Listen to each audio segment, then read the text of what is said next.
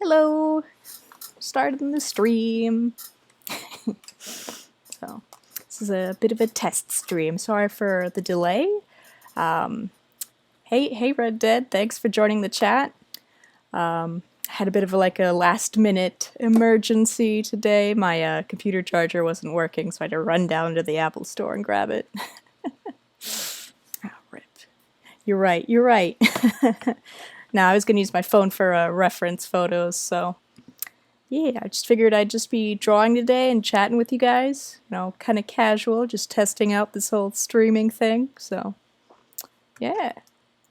Yes, I know it's you, Alex. So, anyways, yeah. How are you guys? How's things been?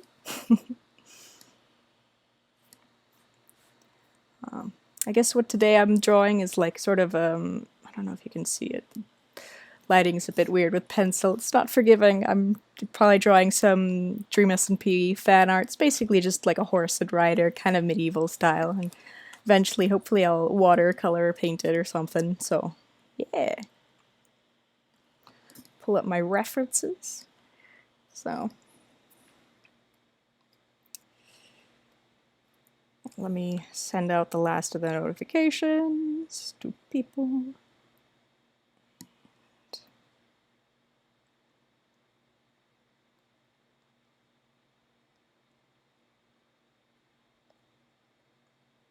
So let me know, chat, if you want some like background music or something. So I know it can get a little quiet. Let me see if I can. Yeah. No, I remember your username, Alex. So you're good. One moment.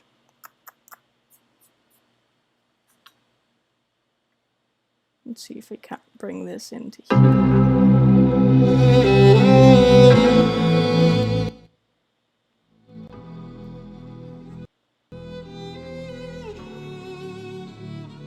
Should be having a little bit of background music, I think. If I did this right.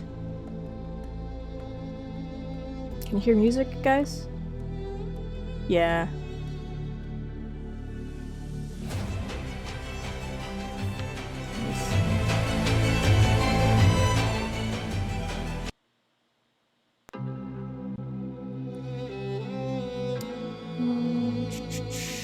Let me fix the sound.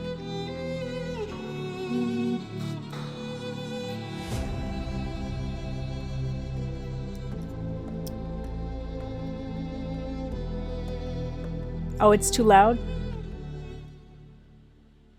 Alright. How's that?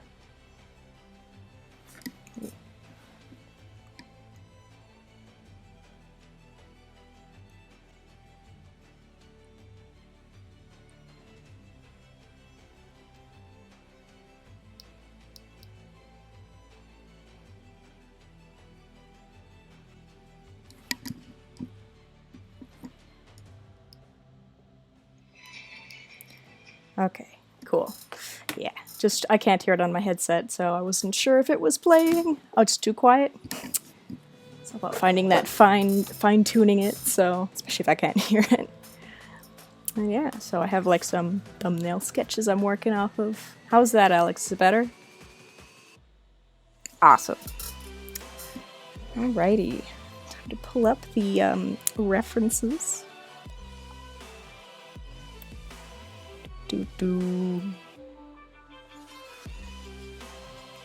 This one. Alrighty.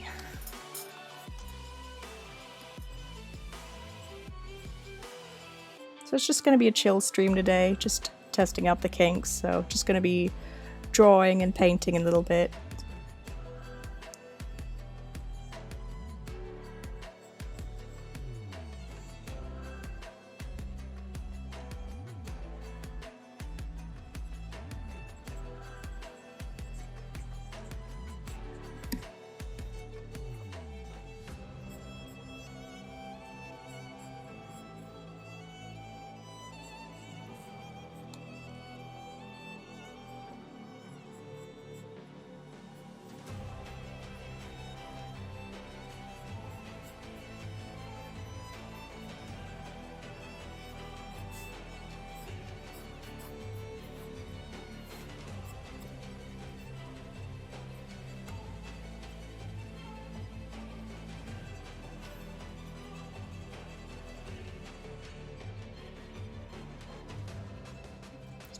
see if...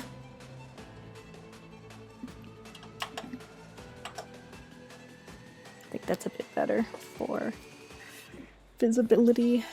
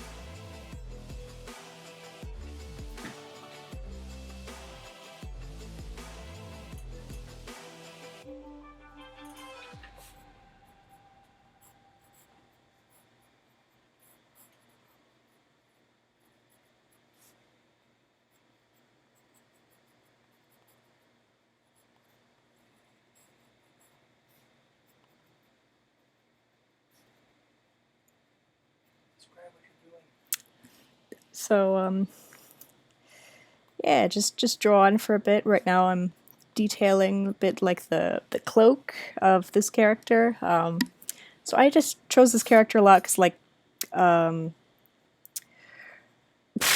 sorry, I couldn't think for a second. So this character does a lot of, like, combat, sort of, I love the aesthetic. A lot of lore regarding horses, and you know me, a bit of a horse girl myself, so yeah. Faces are always so hard to do, though. So I'm gonna try. I mean, technically this character has like the face of like a pig or a pig mask, but I'm not gonna do that today. It's a bit too rough, I think, for me. Gotta practice some other stuff first, you know. So, and hair's always a tricky thing. One of my friends from school gave me a good suggestion to look at sort of diagrams that hairstylists use to, like, partition hair so you could learn the sectioning. So I've been trying to do that recently to kind of broaden my scale, as well as just, you know, good old-fashioned practice.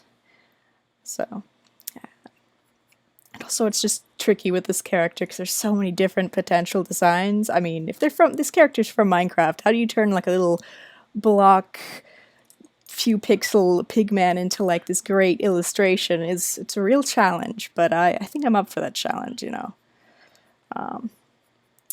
And besides, it's good practice either way. I had a professional who did used to do the, I think, production for Magic the Gathering art, sort of an art director, and he was saying one of the toughest things to do is draw a person on a horse talking to somebody who's on foot in a city, preferably with a mustache. So, and if you can get that right, then you can do anything right. So it's been my goal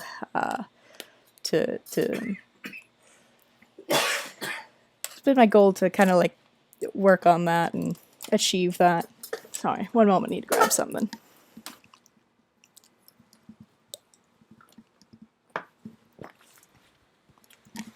All right.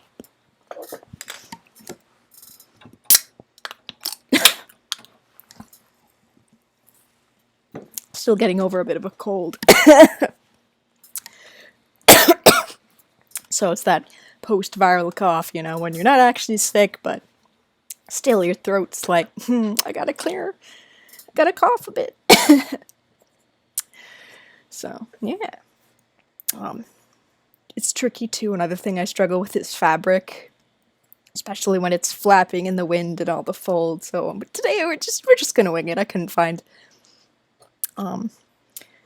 It's tricky when you see the perfect reference, but it's not in the right alignment. It's like, ah, damn, too bad this isn't a 3D model. I could just spin. One trick that I use sometimes, if, say in this picture, the horse is going this direction, but you want the horse to go, see in the reference photo, to go the other direction, is you either can use on your phone, you know, just flip the image. Or you can use it in a mirror if you don't have, like, the tech or the know-how to flip it digitally, because in the mirror it'll reflect in the opposite orientation, which I think is quite interesting. I was told that's how they did it back in the olden days before smartphones, so that they I thought that was interesting. Or I think they also just would set up like a still life and then have like a grid system with wires between the still life and the artist to kind of map out where everything is. So the masters did not care about cheating at all. I know a lot of the art community today, it's all about, oh, tracing is cheating and using squares is cheating. No, it's work harder, not smart. Work smarter, not harder, sorry. Misspoke there. Yeah. So, I was thinking of illustrating this in like a sort of taiga biome, sort of snowy environment could be fun. Have maybe 2 different character interactions. It's just the ghost of a sketch over here for another character. I think you can see it better in the thumbnail that I'll probably have the 2 characters, Techno and Philza, interacting. So I figured it'd be good practice. Snow also is hard to do, especially now that I don't live up north. Hey, thank you, Dominoes, for joining the chat. Welcome. Thanks for coming, y'all. Yeah, so just to recap, I'm drawing some fan art for the Dream SMP. Technoblade riding a horse through the taiga. Probably having a chat with the character Phil, who's your alerts aren't working. I can fix them for you. It's you. Your chat's not working, your alerts aren't working. Sure, yeah. Do you want to fix them? Yeah. Okay. Sorry, let me... I'm gonna This fix... is a beta after all. This is a beta test, so we're still fixing out some little kinks. So having my tech support help me figure things out. Just give us a few minutes or moments. Shouldn't take that long.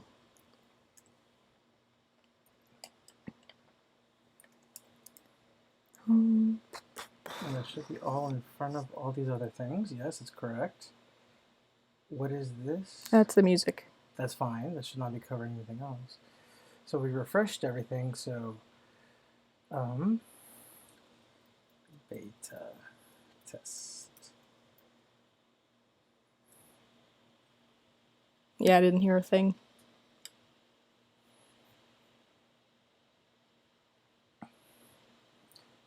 Yeah, that's curious. The code should be working. We can move this all the way up. Huh. I'll have to check it later, but that should be showing up right here. There's one other way to check it. Yeah, I'm not hearing anything. Because there's like a ping, right? There should be something. See, it should be showing up right there. It probably isn't. It needs to be in the foreground, I think. Well, it is in the foreground, actually. It's above everything else. Show. And that's where it would be. Yeah, for some reason, and the hypertext link is correct. So I was just checking the code here. Yep, correct. So you keep drawing. I'll do the text support in the background. Aw, thanks. Yeah, no, Christian's real chill with that. It's been an enormous help. So a lot of this couldn't have happened this soon if it weren't for your guy over here. So, you know, give it an applause for Christian, if you will. So, because Lord knows, man deserves it.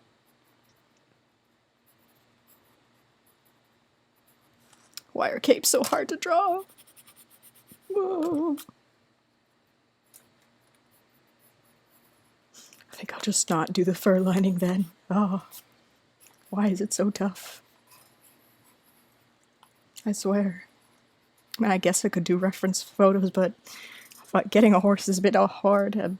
You know, the perfect wind in your hair, but it's so hard to set up reference photos like that. But we make do with what we have. So, yeah. Right now, again, just trying to get that perfect, like, cloak swoosh. Because I don't want... A lot of times when you're riding a horse, it's just... It drapes and it covers, like, half the creature. And I don't want to do that. I want to give some attention to the saddle details, you know. So I think it'd be neat. So Saw the images, LOL. Pardon?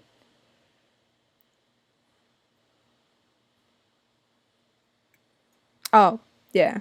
It's on my Pinterest board, so it is saved, so.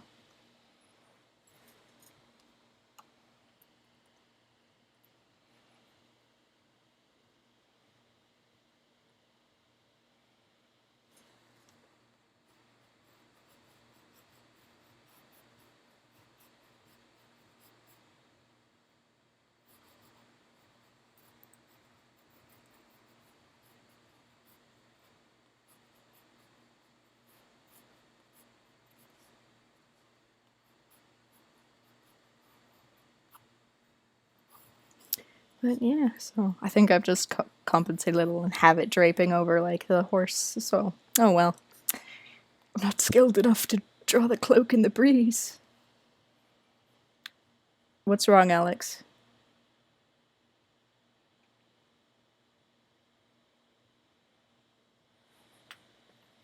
Or is it an of, oh, understanding, or an of, like, oh no, terrible things? Oh, okay. It's chill, it's chill.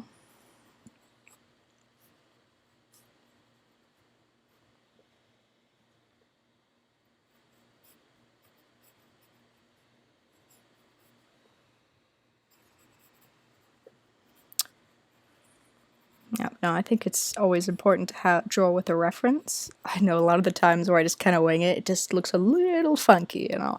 So Pinterest has been a lifesaver for me.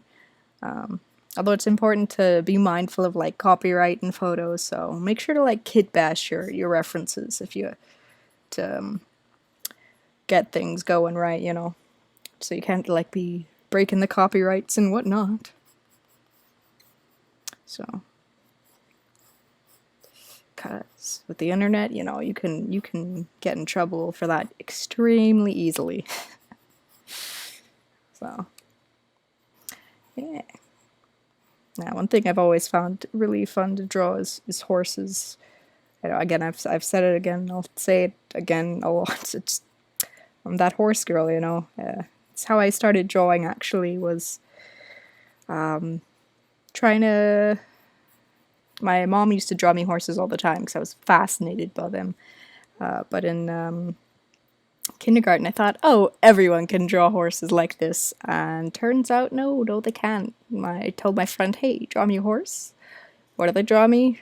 I got the paperback from a friend. I got a like six-legged purple polka dotted camel. I'm like, what's this? This is not a horse. Fine, I will do it myself. And that's how I've been drawing, folks, ever since. So, yeah.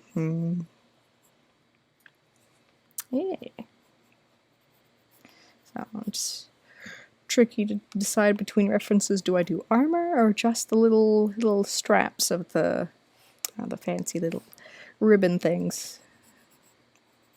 I think I might do a bit mix of both, to be honest. So when faced with this choice, I'm just picturing the El Dorado meme, like both is good. Yeah.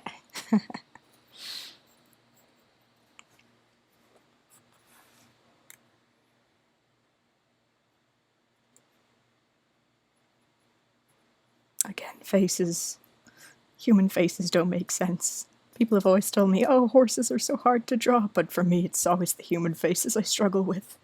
Why? Why are they so hard to draw with? The world will never know. It might be that I'm just a bit face blind, to be honest.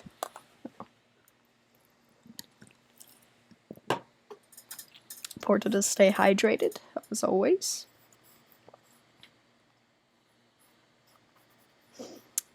Now I'm just doodling on the wings of Philza character. Wings I can goof a little bit, but they also can be kind of tricky sometimes. So, especially considering it's tough for to do this character, not because there's so many to design. Well, I guess there is, but like this design is literally just a rip off of an anime character, just from Bleach. Like anyone who cosplays this character is just like, oh, are you this guy from Bleach? No, I'm a Minecraft cosplayer. Oh, literally can't tell the difference. So a lot of designs have to be like altered to like make them stand out or apart from each other. Well, I'm gonna do my best, but there'll probably be somebody in chat that's like, the Bleach character. Thank you, Mirrodin Tech, for joining. So I did not get a notification. Oh, I see. You fixed it. Excellent. Thank you. Cool beans. What you have to do Yeah. is every time you start a new stream, go to the chat box, hit refresh, alert box, hit refresh. I see. Hit refresh. The only thing that's glitching is the view count. It says you have 0, but that's not true. You have 6. Yeah, so. Oh, wow. So it's not giving us an accurate view count. So if I've noticed there's a bit of lag too, so. Yeah, so oh, there you go. Now it's giving you an accurate count. Okay, chill. So we'll let it awesome update. So there you go. Yeah, thanks. Thanks, tech support. You're welcome. Awesome. Yeah, no, I really am blessed to have this man here for tech support. Ah, yes. Oh, this would have been probably months in the making if it were just me trying to figure out the tech, because I'm not the most tech savvy, to be honest. Just kind of a grandma, not gonna lie. Even just before the stream, I was struggling with like, copyright music. Yeah, I know he streamed before. That's why he's asking. Oh, okay, so yeah, he has streamed before. He's actually Mirrored in Tech. You should check out his channel if you like Magic the Gathering streamers. So, little plug for you. Yeah, he's been doing this for a few years, so it's a lot of his old equipment that I'm using to start up on streaming, so he's the tech support here, and I'm very grateful. He's helped expedite this a lot. So, yeah. What you finagling with? Don't worry, do your thing. Ah, okay. I've been told off. I see how it is. Yeah. So, personally, not the biggest Magic player. I do love Magic, but I only like this one specific deck. It's like a horse tribal deck. So, I will say, if you're looking for a new lore base to get into, you need a good story with a lot of diversity. Magic the Gathering. Their books, their lore, excellent. A-class, except for the Spark. Just skip that. A lot of good LGBT representation, I'll have to say. It's just really good. My words don't do it justice, to be honest. Yeah, these wings might look a little wonk, but we will live with that. That's art. Ah, excellent. Thank you. Excellent. Welcome everyone to the stream. So, I can't call anyone out for not being in chat because I too myself am a bit of a lurker when it comes to watching people's streams. So, be the pot calling the kettle black, Oh, yeah. It's also tricky when wings have like little spots. I think these wings are gonna be black with little diamonds on them, but how does one do diamonds? I don't know. I haven't seen any birds with that sort of pattern. God damn it, why did you have to pick such a difficult character design? I do not know. Oh, let me reference the sketch. Oh, yeah. Goodness, why did I choose people to draw? I don't know. I always choose the hard projects for myself. Oh well. Oh no, you're good, Domino. Nah, I get you. Sometimes we got other stuff to do. I'll often put Twitch in the background, just to be doing other stuff. So. Yeah, I don't have the push to talk notifications or anything, so. Hard projects are the best projects? Yeah, I agree. It pushes you out of your comfort zone. And of course, I'm a bloody overachiever, so. Yee. Good luck with your homework, by the way. What subject are you studying?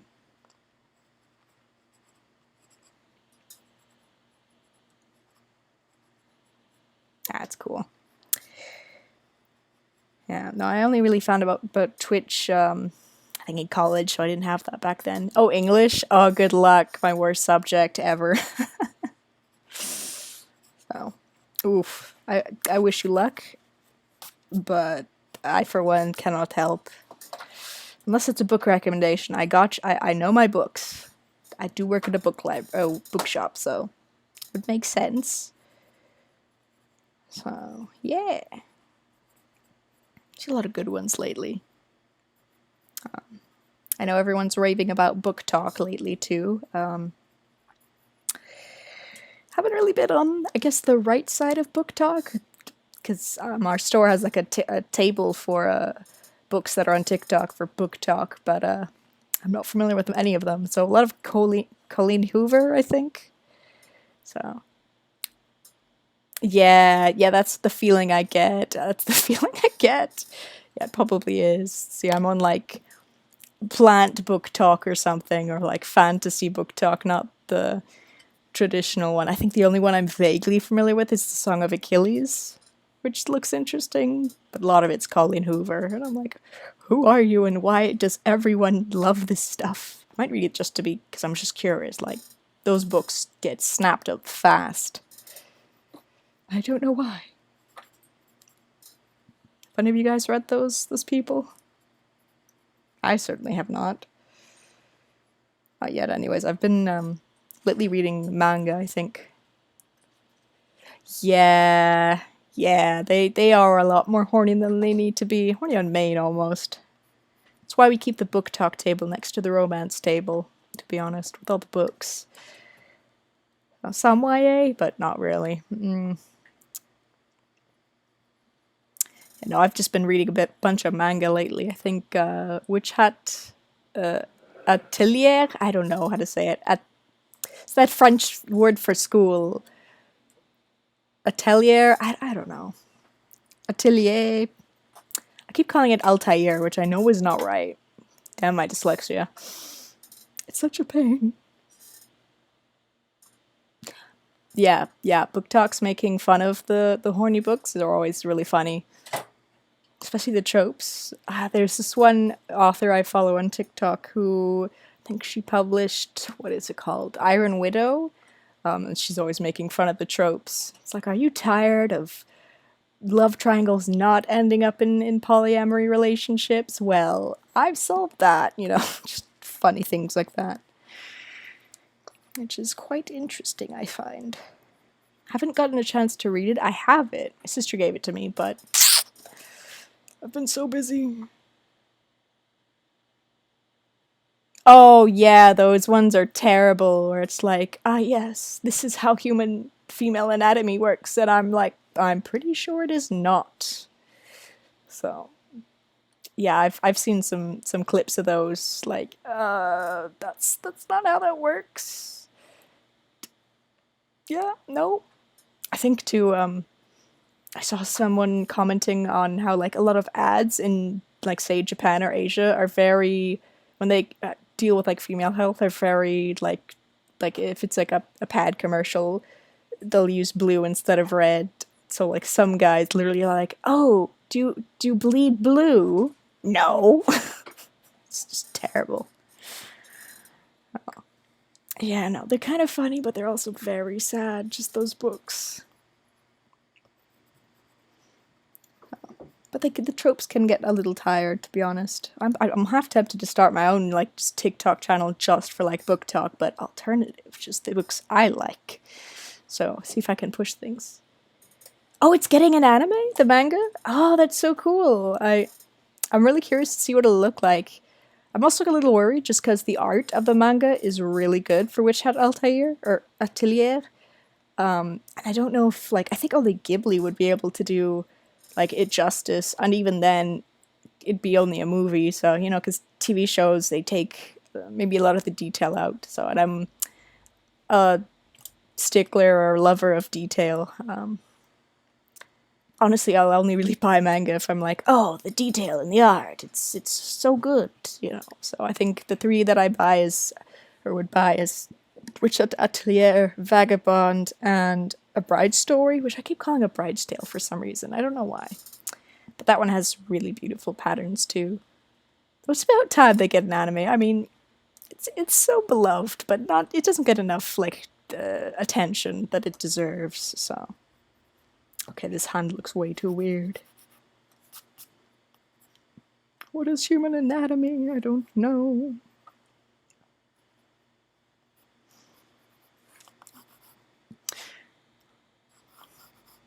And flowy robes are always the worst because all the weird folds and wrinkles.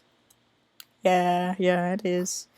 I'll say, I think the latest anime that I watched or remember that I would say is worth watching is, what is it, Ascension of a Bookworm. It's very good. I mean, it's an isekai, and I know a lot of people aren't a fan of that, but it's really good. It subverts a lot of tropes, and yeah, Vagabond's, like, amazing, to be honest. The art is beautiful, and it's based on a real story, too. I think, Musashi Miyamoto. He was like an undefeated samurai who fought only with a wooden sword, which I'd say is quite impressive. Against people with like real like metal swords, you know. So, and he fought like multiple opponents at the same time. He always came up with these tricky schemes to get out of those situations. Sometimes he'd appear late or early. Yeah, Arcane is really pretty and really beautiful. I started watching the first episode, got distracted, which is common for me, but like the art's really good. I hear Magic the Gathering is working with, I think, Netflix to do like a Chandra show, and I just hope, I pray they do it like they did Arcane, or whoever did Arcane, just because Arcane is amazing. The art's great. I need to look at the story. It seems good so far. Really like, I forget his name, the guy with the cane. Yeah, it is. There's that another film, I think, that uses a similar technique. It's like a holiday film about a postman or something. So, yeah. I forget what it's called, though. Like, basically some postmaster's son is sent to, like, an island, and he's supposed to deliver a certain amount of messages before he can come back home, and he invents Klaus, that's it. Yeah, that's a good one. I'm glad you knew what I was talking about. It's such a good one. So.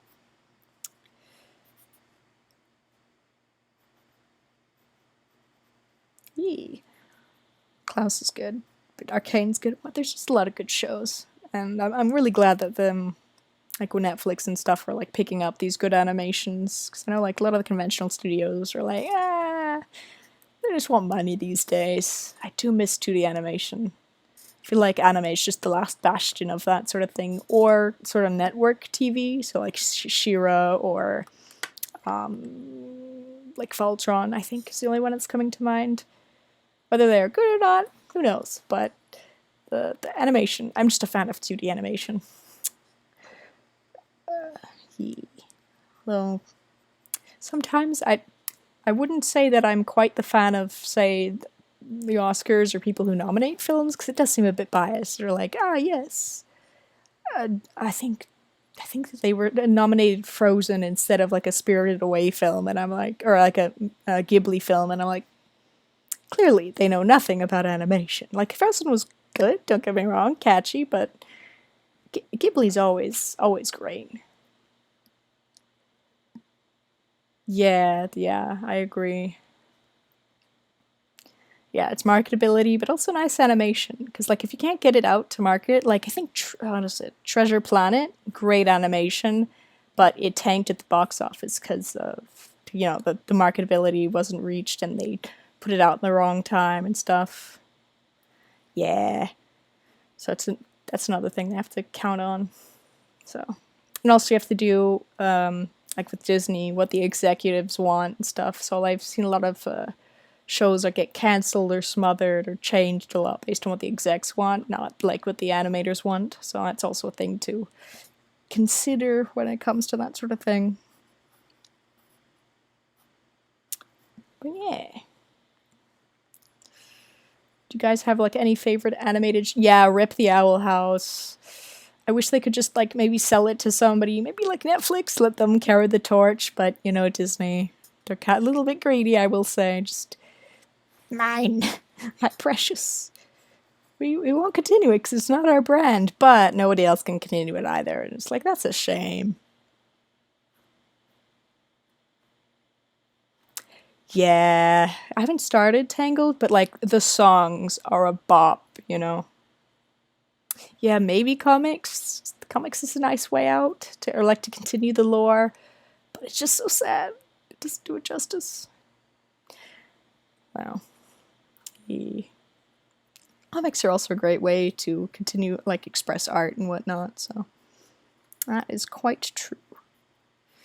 So I know, like Avatar, a lot of the later lore was made through comics. Like I think you meet like certain people's parents and things, and find out a lot of background lore that wasn't in the show. It's like, oh, I wish this was like animated because you know more people would watch it. Because comics don't have, sadly, as much as an audience as I think animation. So, but we do what we can with what we have. See my reference photos. It's gone. Stop doing this to me.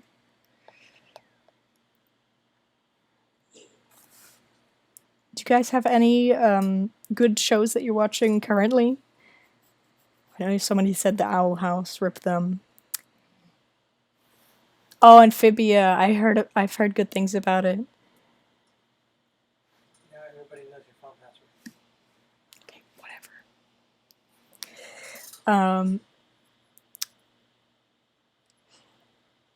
Yeah, I agree.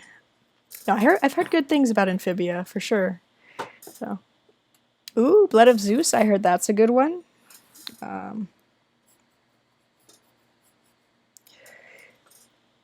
Oh, it's not great. Oh, it is great. Oof. Oh, so Amphibia is great, but Blood of Zeus isn't, is what you guys are saying.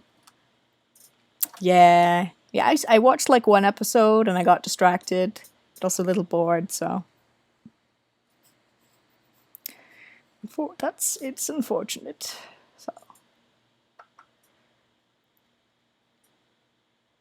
Yeah, I hate when that happens. I mean, people will, or when a show's like, oh, we're totally going to subvert the trope, and they play right into the trope. It's the worst, to be honest. It's like, no, there was so much potential. Oh yeah, Castlevania was fun, but it is very gory. I did like the characters. I had some friends that couldn't get into it just because they played the video games, and the cast between the video games and the show are vastly different, and they're like, that's not this character, he looks like this, not like that, that is a misrepresentation, and I can't watch it because of that. So I don't know, each to their own, but I thought it was pretty good. But then again, I haven't played the video games. Oh yeah, the animation was lovely. So a bit too lovely in the beginning with all the gore and stuff, and intestines strung along the streets was a bit much, but good storytelling, I think. I did love the animation, don't get me wrong. What else is new? There's a lot of good shows, I think, especially lately, you know. Trinity Blood, though? Yeah, I haven't seen that one yet. I've heard good things about it, though. Is it good? Oh, it's excellent. I see. Yeah, I think that's a little bit of an older anime about vampires. Never finished it. Ah, I see. There's like a lot of vampire media. I think there's like another one that was really popular. I'm trying to remember the name of it. It's an anime. I don't remember. It's fine. It'll come to me after the stream's done. Oh, that's unfortunate. I wonder if somebody else could finish it, like a sort of like fan ending or something would be interesting. So. Ooh, What We Do in the Shadows is a good one. I didn't think of that one. That one was fun. I need to watch like I hear there's like a TV series about it. I only watched the film. but from what I have seen, it's good. Or it looks good anyways. They're just really funny, the werewolves and the vampires, and just, oh yes, just we can't use mirrors to get dressed, so we just do sketches of each other. I thought that was quite funny. What was that? Oh, I think it's Seraph of the End or something that I'm thinking about. That's been really popular with vampires and things. So I started watching this show, but again, got distracted. It's a common theme with me. You know, ADHD is a curse and a blessing, but sometimes mostly a curse. Just, yeah.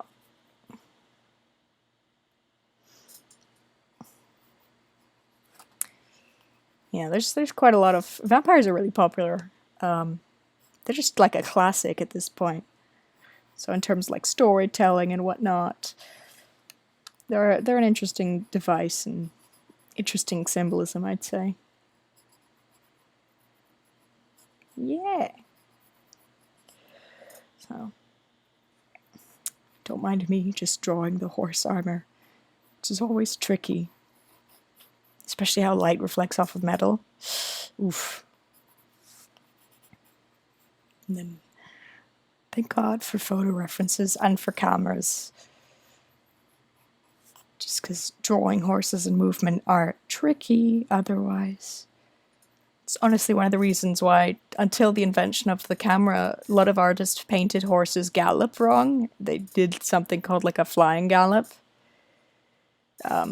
Which like all the feet were like spread off the ground, but it turns off they run quite different. So I think that's how the camera was invented, was a guy was trying to settle a debt or like a bet, like, hey, this is how horses run. No, this is how it is done. And then they, or that's not the first photograph, the first like film, the little racehorse film people might have seen.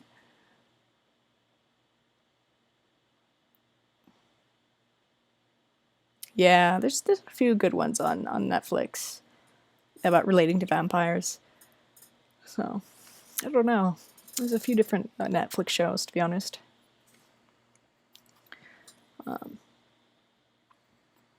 That would be amusing to just have a show like, I forgot the name, is the title, and people are like, oh, hope you remember it. Nah, that's just the name. Things like that could be interesting. Vampire? Oh yeah, the first motion. Yeah, the first motion film. Yeah. Sometimes in museums you'll see like, you'll see reenactments of it, a little like a circular thing you can spin. It's got the photos of the horse galloping, which I think that was really cool to see, to be honest. So it's a fun story for all your film buffs. So yeah. Guys know any other interesting shows of late, or let's switch it up, some really terrible shows. I haven't really spent time watching anything terrible, so I can't say.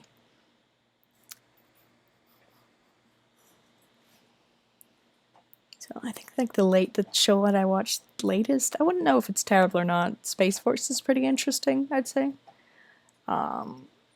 Just to have in the background. So it's kind of mimicking like what the Elon Musk space program. You can blame me. You can say I put it on for you.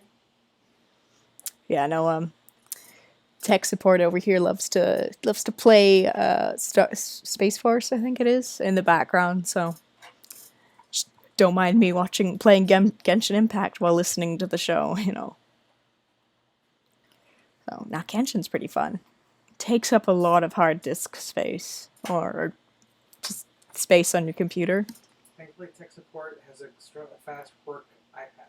Yes, thankfully tech support has a fast work iPad. So, and good internet, which has also tremendously helped the stream, not losing like any frames or bit rates or whatever, which is excellent. I was a little worried about that. So, just because I know a lot of other streamers tend to deal with such things like that. So, but the internet is decent today, so that's good. Yes, tech support's here scolding me about the bit rates. It's like, yes, it's only the best. We get it. Yeah. Oh, One Piece? Ooh, good luck. I tried. There's a phase in high school where I was trying to catch up on all the pop culture, both in anime and like superheroes and things, and I was like, oh, One Piece is popular. Let me start watching it. Watched one episode. I'm like, I can't get behind the art style for what like the thousands of episodes that there are. It feels like 1,000. It's just a lot. It's a bit overwhelming. That was popular when I was young. Yeah, tech support's making fun of how old it is. It's like, this was there when I was young. We get it, you're an old man. Yeah. Oh, really? Mob Psycho. I know that's popular. It was popular like a few years ago, I think. It's a popular manga. We keep selling out of it at the bookstore. But the story, bro, is it good? I've heard good things about it. I've got the basics of the lore. And by basics, I mean the bare bones. Just pirate ship, weird people, big planet with oceans, looking for treasure, wanting to be the best, as is usual for a shonen anime protagonist. I mean, don't get me wrong, shonens are really fun to watch and very helpful with like motivation. Like, oh, I don't want to do my homework. Let me just watch anime. And you put on a shonen and they're like, I'm gonna do my homework and be the best. And I just, okay, guess I gotta do my homework as well. Or like, with my classmates, we can do anything. Will it show up off the other class or show up the other class? Because class 1A is the best or whatever.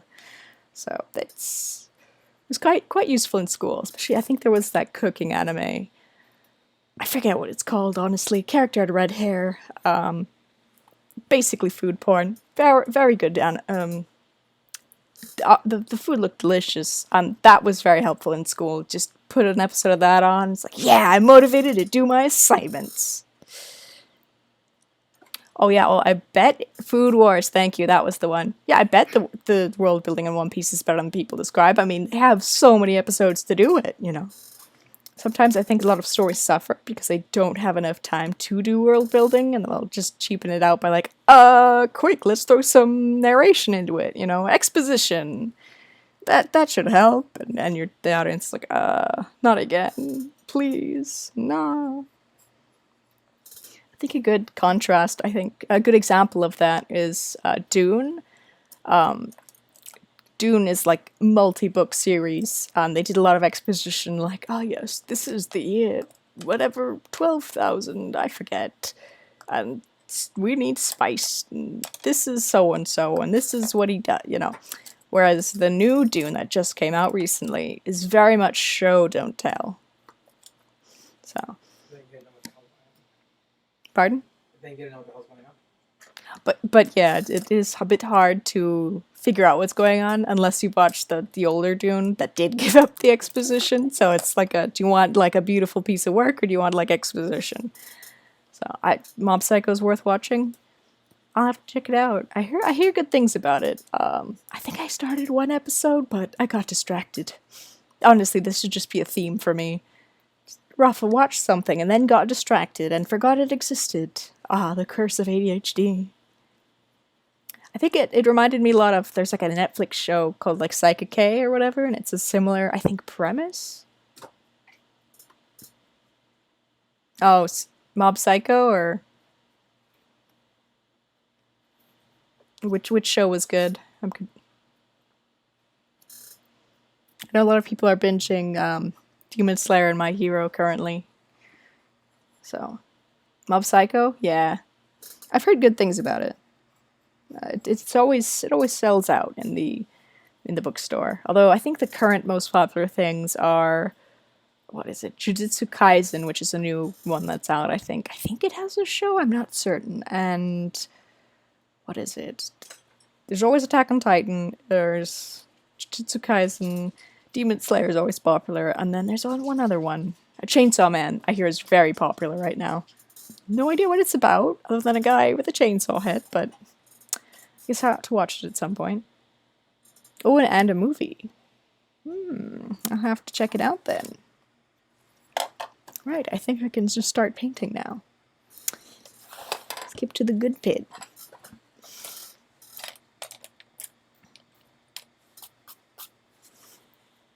Chainsaw Man? Yeah. I hear it's good. Haven't seen it yet. So, is it really just that guy with the chainsaw head, or is there more? I get the suspicion that there's more.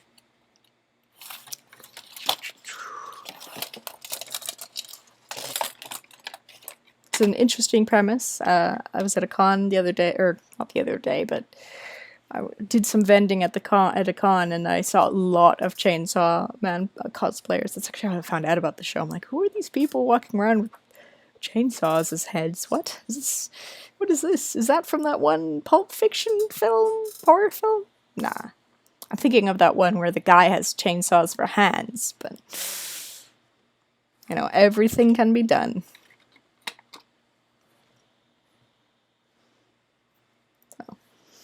Yeah, a lot of shonens are just always really popular, you know, and I can understand why.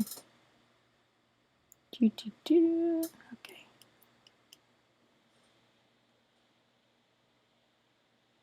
It's a world about devils and Daisy have to fight protected. That is an interesting premise, not gonna lie. It's a good, but what even is a Daisy? I'm curious now. Now I gotta watch it. That sounds very interesting, not gonna lie.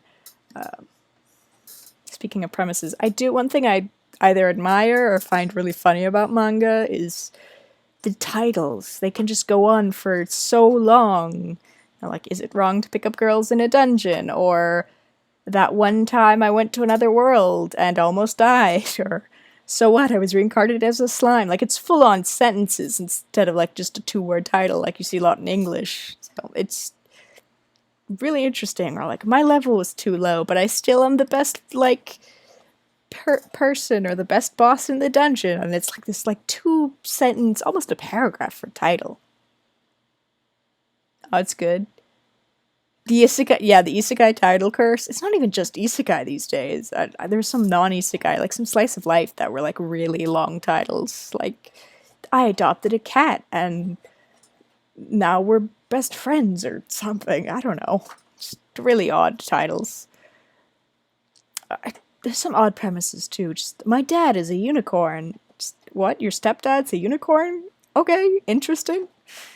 So, honestly though, isekai is just anything. That time I got reincarnated as a toaster. Bet that's a real thing. It's either spider or slime. You know, it's anything. You could be reincarnated as anything, to be honest. Or like, but I am, and no matter how many terrible ones there are, I've always been quite a fan of isekai, just that escapism. So, even though there are so many terrible ones, they're just awful. Some that they had so much potential, but then they had to be weird about it. Like I think No Game No Life, the game and the strategy, mwah, chef's kiss. The fact that they sexualized a 5-year-old. Kind of cringe. They could have not done that. Served no plot point whatsoever. But here we are. So I'm pretty sure that creator got like cancelled for like copying somebody else's art. I can't remember though, or if it was somebody who copied his art. I don't remember. Well, drama, you know. But yeah, it's the moe is always so annoying. It's like, I don't care that this dragon is 5,000 years. Why is she shaped like a 5-year-old? Just why? I mean, I know why, but like, come on. At least be subtle about it. But no, this is our curse to bear. Yeah. Oh well. Such is life. Guess when you want something done right, you gotta do it yourself. So, you're writing an isekai arc? Maybe. Bro, I have so many ideas for comics, but do I have the time to execute all of them? Not necessarily. Not necessarily at all. goodness, how do I paint metal? That is always the question. Chainmail's kind of easy, but it's tough. Especially watercolor. I feel like even though I've been to like art college, it's been too much. To be subtle about it. Tased, maybe.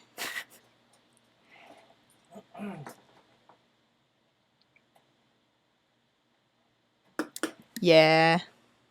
That's fair. That is quite fair. Like,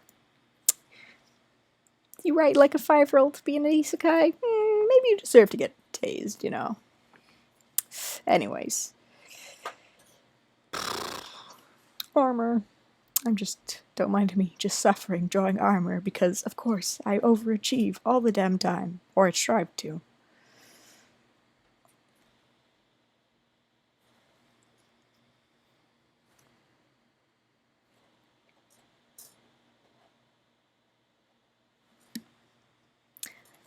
Yeah, no, I know where your head's at, Alex. Same, I agree. Certainly won't cry if somebody like that gets, you know, what's coming to them. I know most people are like, violence bad, but, you know, sometimes it's self-care. Just a little bit. For legal reasons, it's a joke. Tech support does not seem to agree with me, but oh well.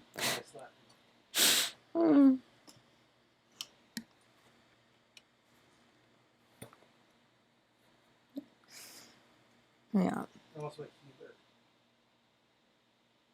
Oh, that's right. Tech support has taken the Hippocratic Oath, so no violence for him. No, not at all. Even though he does kendo, but okay.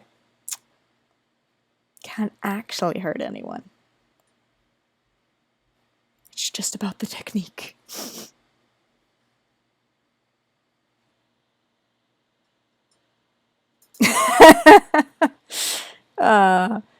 Alex, I like where your head's at. Violence can absolutely be self-care if you're not a coward.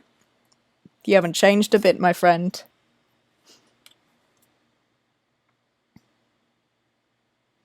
It feels like that would be something a D&D character would say. It's one of those D&D moments. And I really ought to have a quote wall, just for quotes.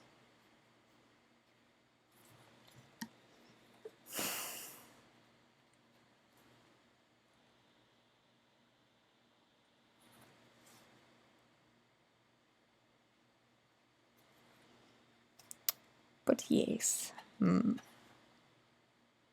to draw this well. I don't know why I main as watercolor, because I'm just always so impatient and it never dries right and it always blends together, but here I am, doing watercolor as my main media. One day maybe I'll learn, maybe.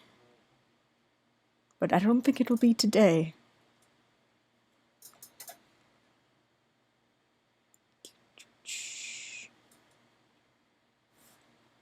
Honestly, this feels like it's going to be a bit of an impressionistic painting, not gonna lie.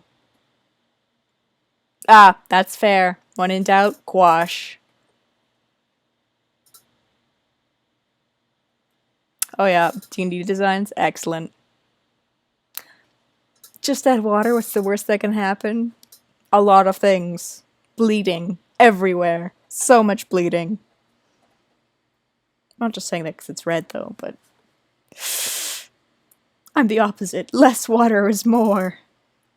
Which is why everyone in high school is like, Rafa, please. Please, for the love of God, please just use gouache, I swear. And me, it's just like, no, I will just use really, really thick watercolor. Forever.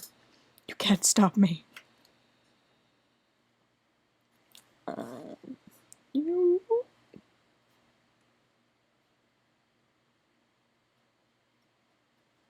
Don't mind me, just winging the designs.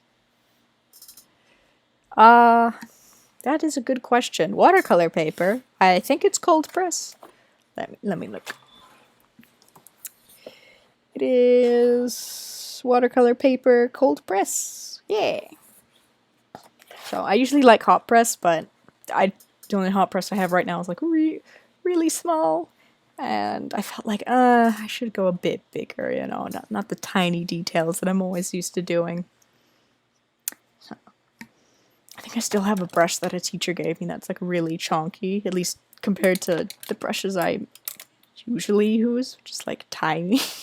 She's like, Rafa, please, for the love of God, use a bigger brush. Don't start a painting with the tiny ones. Oh, wait, I put my reference away. No. This needs to go back. Whoops.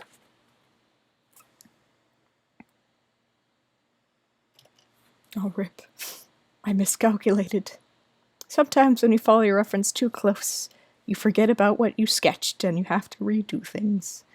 Which is what I have to do now, because I'm like, oh yes, this horse definitely has a mane and not armor at all. Armor who? Goes to a different school. Definitely. So we will just wing it again. As we always do. And just pray it turns out alright.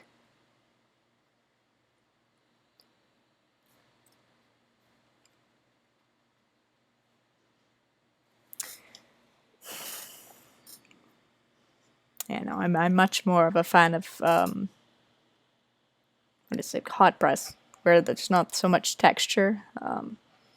It's probably why it's getting very bloody, it's just the cold press. Like, ah yes, grain. It's like, no. My control, it's gone. It's now just magic, do as you will, but with art. Why? Rafa, you fool.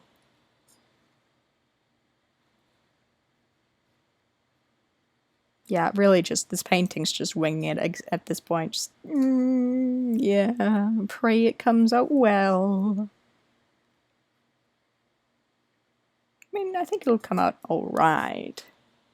Yes, happy accidents. You can thank Bob Ross for that. Honestly, he's probably streaming right now. I know he's dead, but like, there's always a Twitch stream for Bob Ross, and it's always super popular, and I don't understand why, but okay. Just very, very strange. But, you know, it's the internet. Stranger things have happened.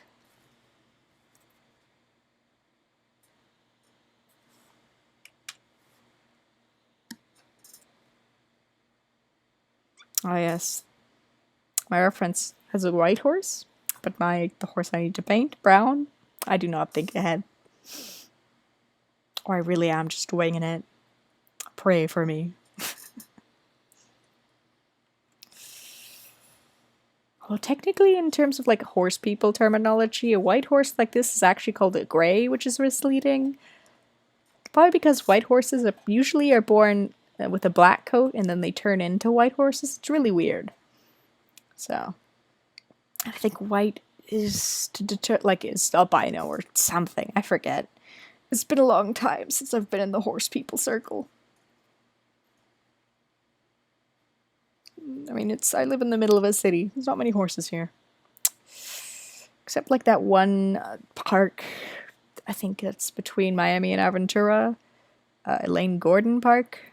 If you want to check it out, they have a little like horse stable, but it is tiny. Yeah, no, rip to the horse person in the city. I mean, when it makes your day that you see like a police horse, it's just a sad existence, to be honest. It's like, oh, rip.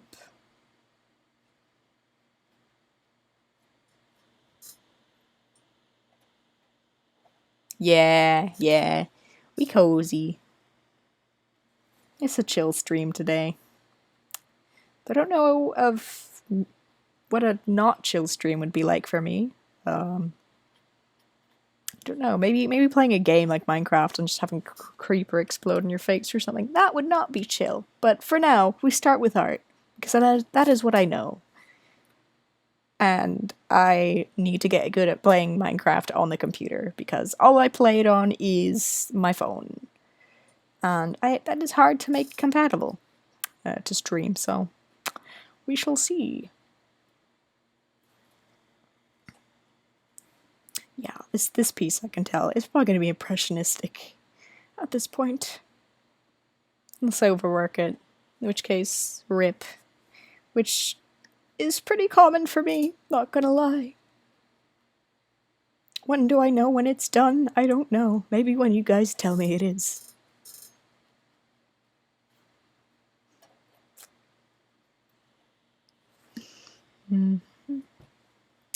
Yeah. Chestnut horses are a little tricky to draw, especially because the mane is also red. Just all red. Reddish brown.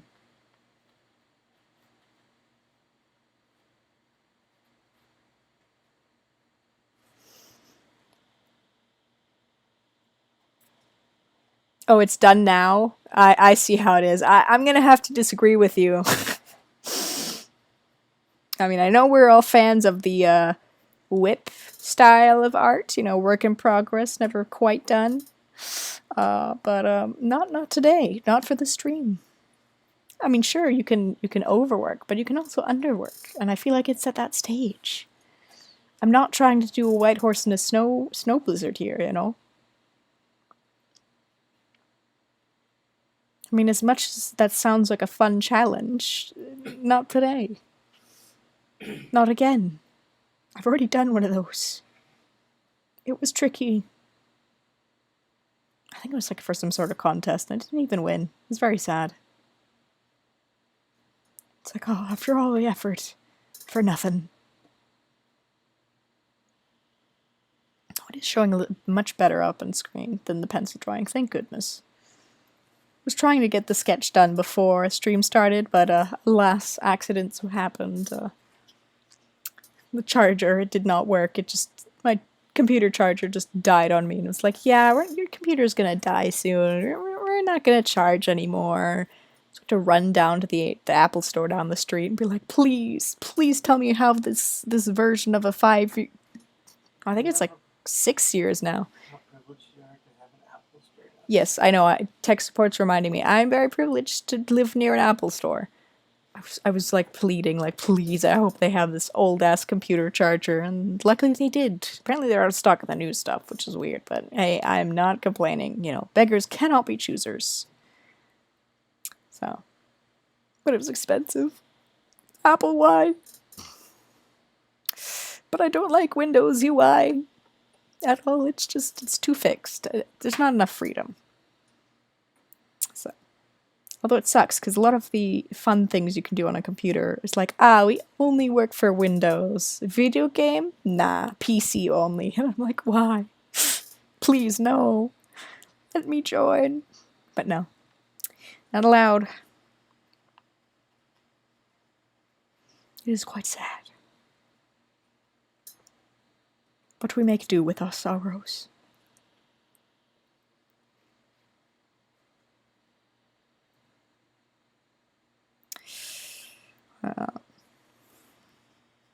Honestly, it's been a while since I play a lot of D&D, but it's been a while since I played D&D where there's a horse in things, or like players ride around a horse. It's very interesting. It's like, why is everyone on foot all the time?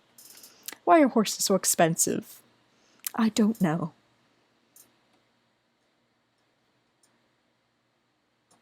Probably because the DM just doesn't want to deal with horse stats at all. It's like, please. And apparently you need a feat to fight effectively on horseback, which is a bit odd, but okay, fine. D&D, you do you.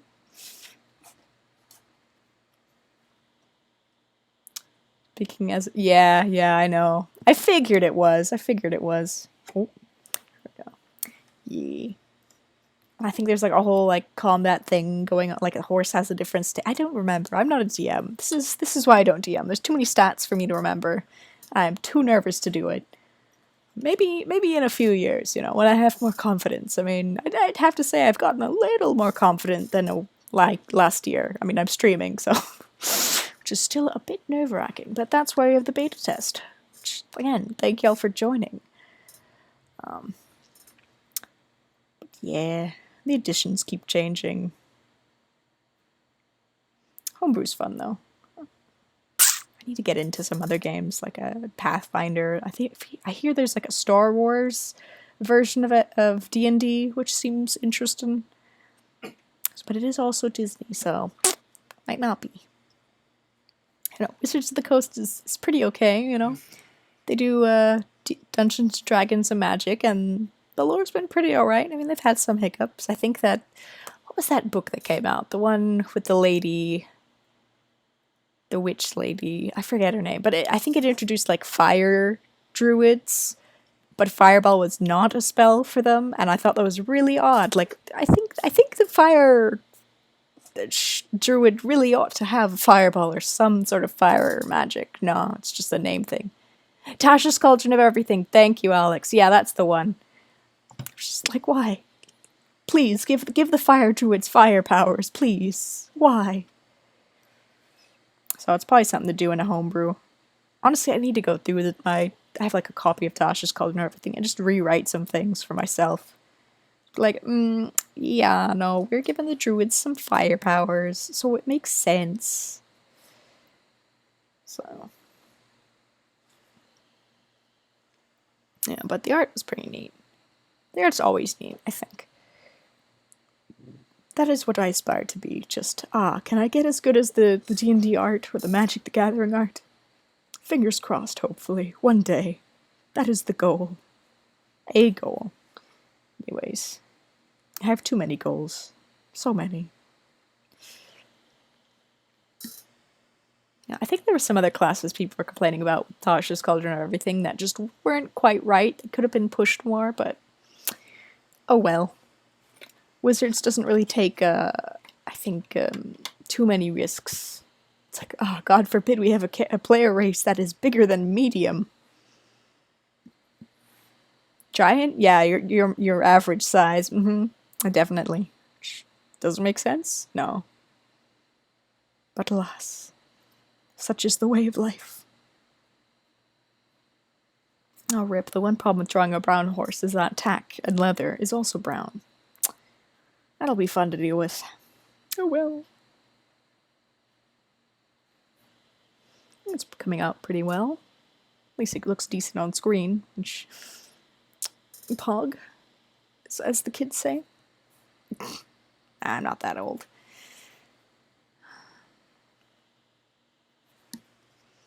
Yeah.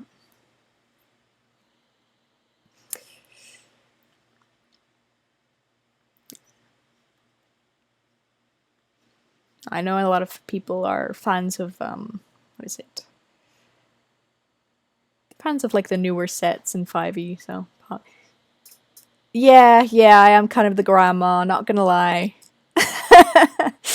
Too bad that the Twitch doesn't have the same, like, pin note ability as Discord.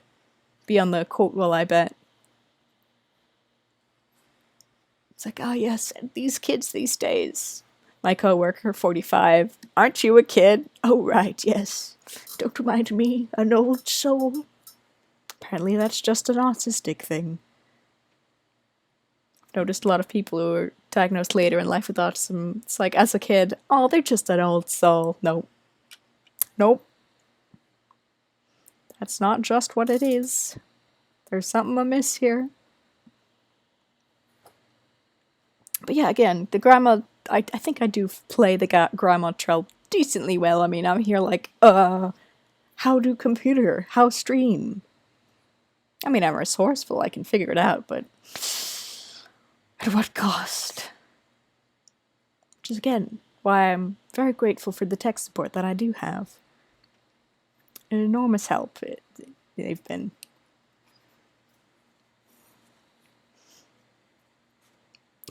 Don't mind me overworking the horse, avoiding all the people, all the humans. Yep. Nope, not me at all. Need the pink palette. Yep. Yeah, the little strawberry hard candies just appears one day in the room. Yeah. I won't be too surprised if it happens. I'd be like, oh, neat, candy, but also kind of sus, but munch, I guess. To be fair, I kind of am. I went to church with my boyfriend the other day, and there were some kids in front of us in the aisle, and literally I just reached into my bag and gave them like 3 little like dragon figurines. Like, oh, here, have a toy dragon. Of course, with the parents like approval, but I feel like that's a grandma thing to do. Just give kids toys or candy and be like, oh, here you go, Sonny. You're so well behaved. Yeah. No avoiding that. Yep.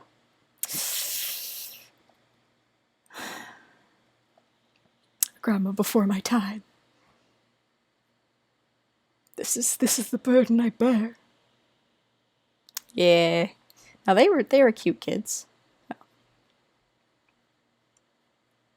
I don't know. I know at work everyone's like, ugh, I hate working at the kids section. I hate kids, and I'm just like, I remember being that age. These so cute. To be fair, my coworkers aren't entirely unjustified, considering sometimes kids will throw things at them, like a rubber ball or a book, or just tear everything to shreds. Just, yes, let me pull all the books off the shelf. That would be most fun. Oh, that's always fun. They never put things back where they're supposed to, but they're so cute. They don't know any better. Between those eyes, no thoughts. No thoughts at all. Just chaos. Pure chaos.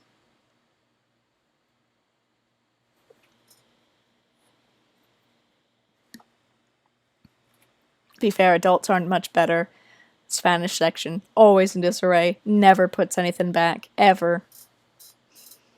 They're just like, yes, let me put this tax book in English in the Spanish section. Yep, for sure.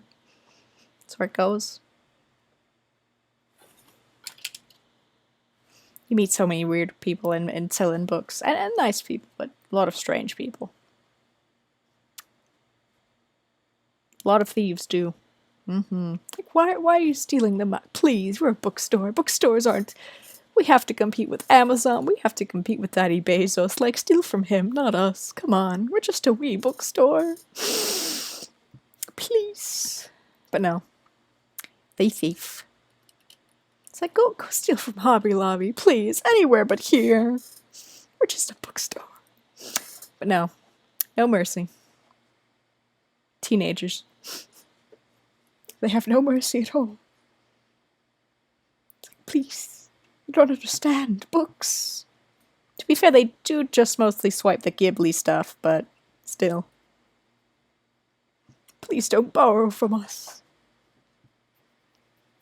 It's not worth your while. But, you know, folks always gotta ruin things. No mercy, any percent speedrun Rafa's bookstore. Well, you have to come down here first, Alex, to do that, so. But yeah, no. You can't even...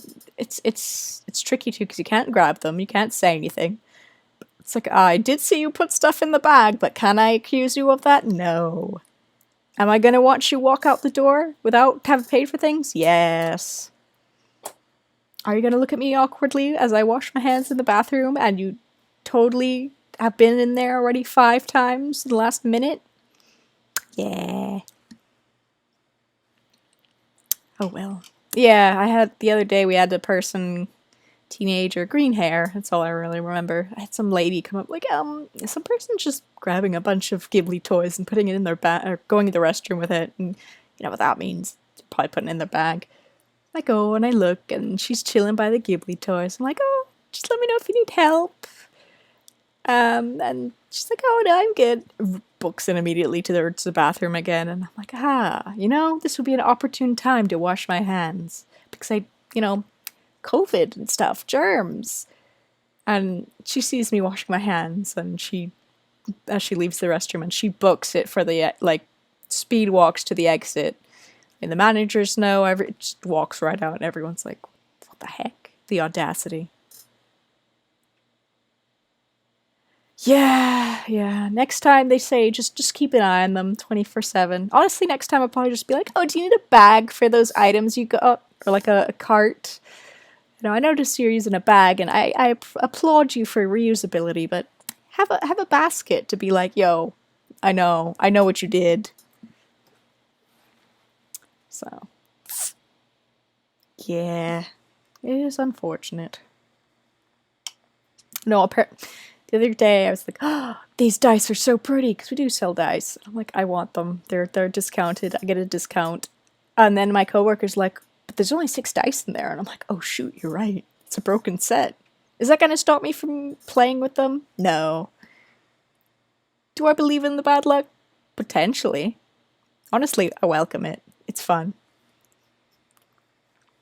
I am that person testing fate. Just, yes, let's play with a broken set. Why would anyone steal just 1 dice, though? That's what I don't understand. Like, it's not even the d20 that's missing. I think it's, I don't know which one is missing. I think it's like one of the middle ones. It's just so odd. Like, why that one? Oh, I didn't get the broken set. The cash registers were closed. I have been playing broken sets, Alex. What do you mean? I'm pretty sure the purple one I use for Petra, one of my characters from D&D, is a broken set of dice.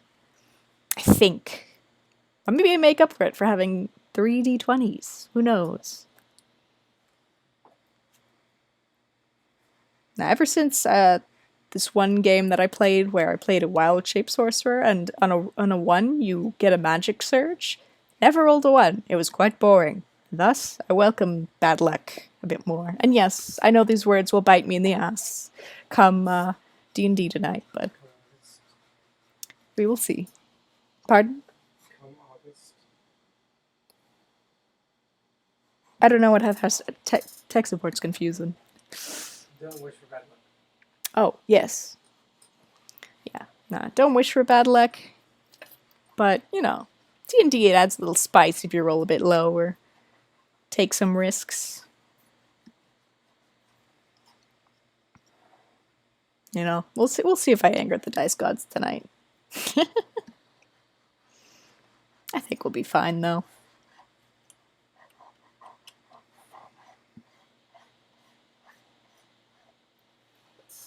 I see you looking at me.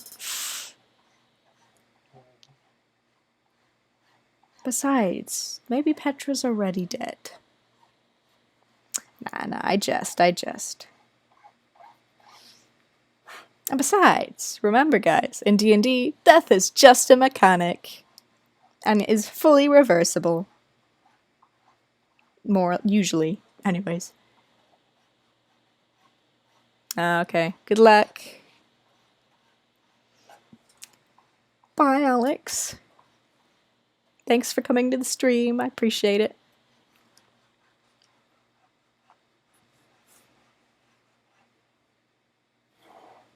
But yeah, again, thanks to everyone watching the stream. I really appreciate it for your support. Excellent. Y'all are the best.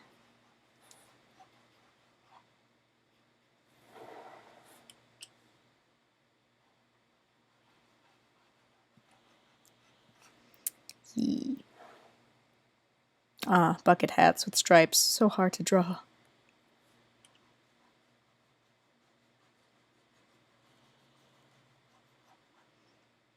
Yeah, no, D&D's fun. I do love a good roleplay game.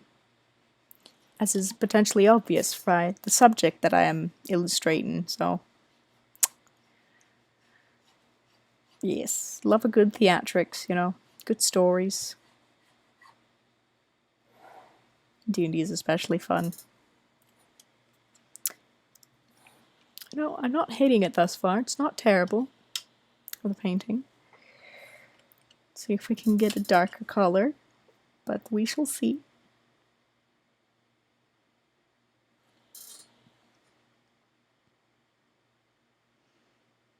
Let me know if you guys like art mediums and what mediums is your favorite. And I really like watercolors, a very good one. You know, it's just all around basic, portable, not too hand tying, I suppose. Acrylic's nice if you're impatient like me. You can always paint over your mistakes and forget about them, cover them up, bury them beneath the layers of paint. I have not mastered oil at all. Rafa's not allowed to paint with oil until they get a proper class or lesson because it did not wend well. There was just solvent everywhere. Very hard to take out. Especially in a one-bedroom apartment where there's no ventilation. And you can't go outside because there's construction and dust everywhere. And that is not going to help your oil paint at all. So, we make do with what we can.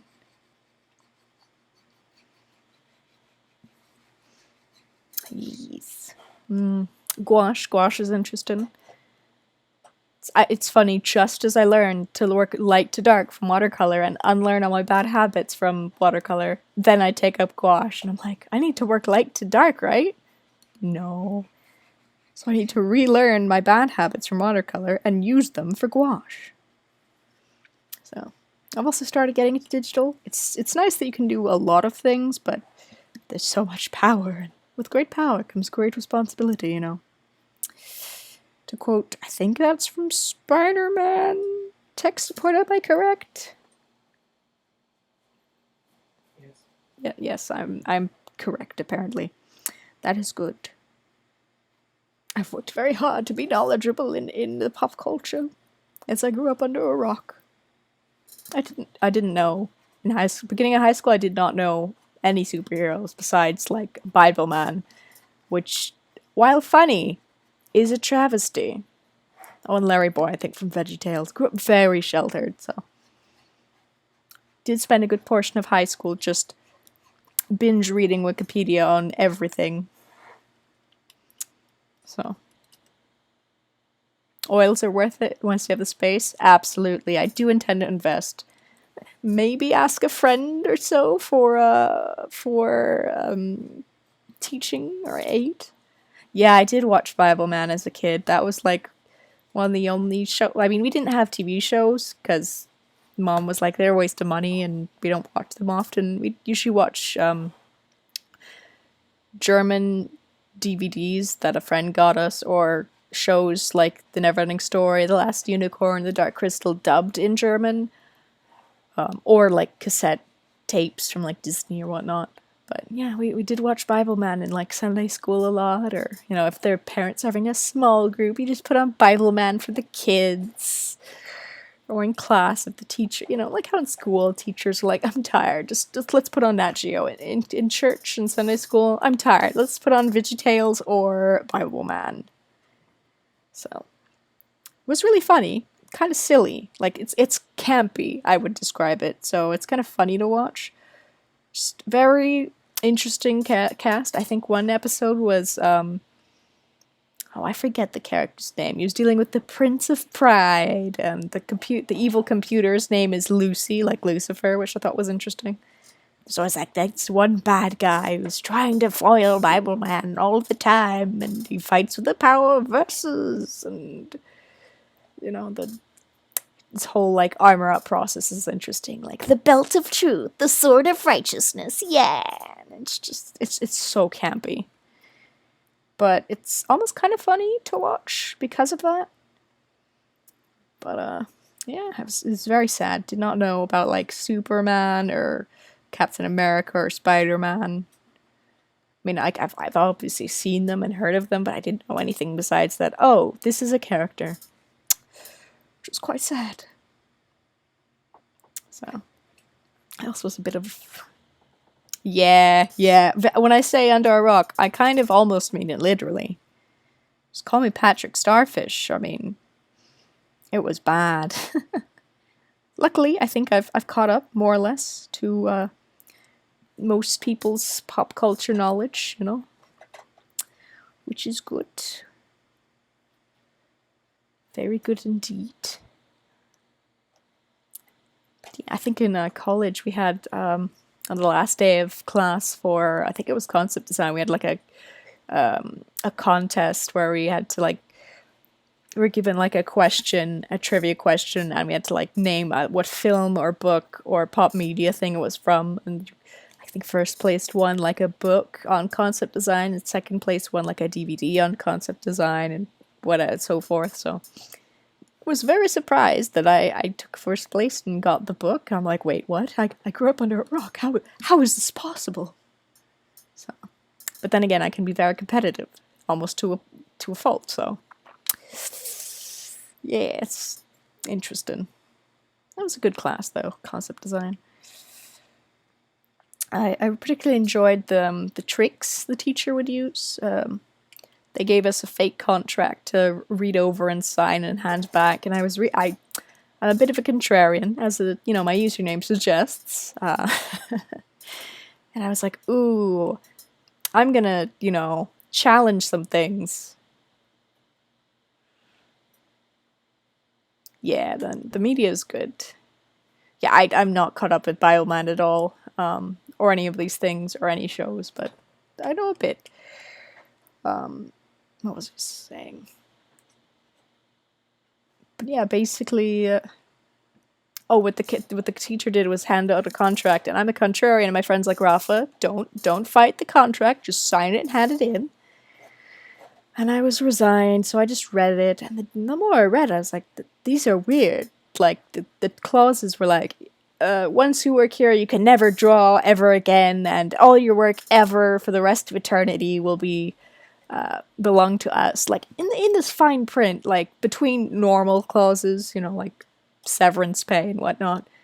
And I emailed the teacher like, hey, could I alter these things? I don't like them, I would like to discuss the terms of the contract. And he's like, congrats, you got an A, you passed. You were supposed to argue with me. And I'm like, yay.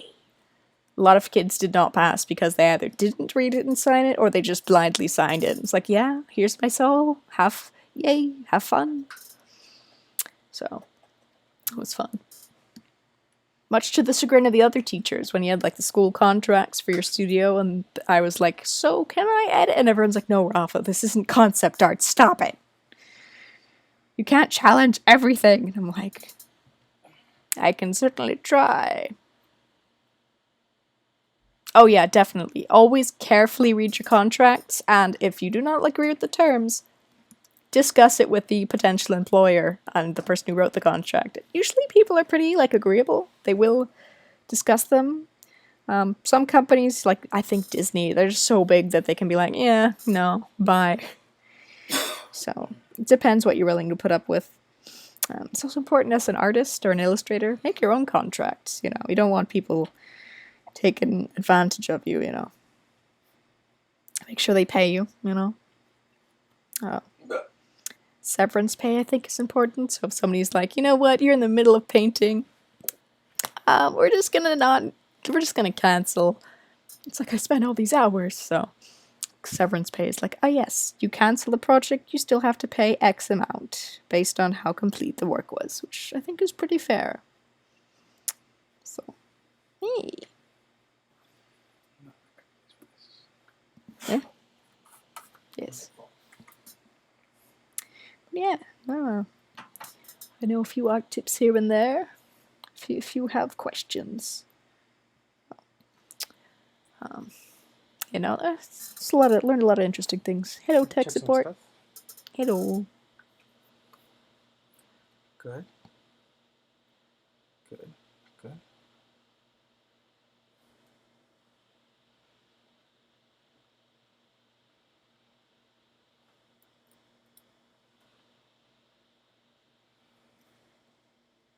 You keep drawing. Oh, okay.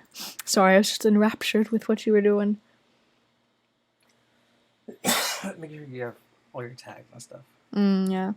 The tag I wanted to put in is like, we have not found this tag, thus you cannot use it. For shame. It was very sad. Well, yeah.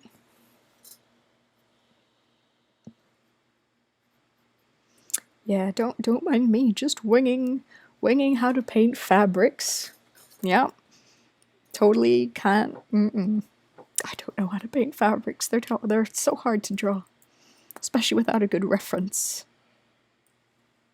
And I was like, we're not gonna do references today.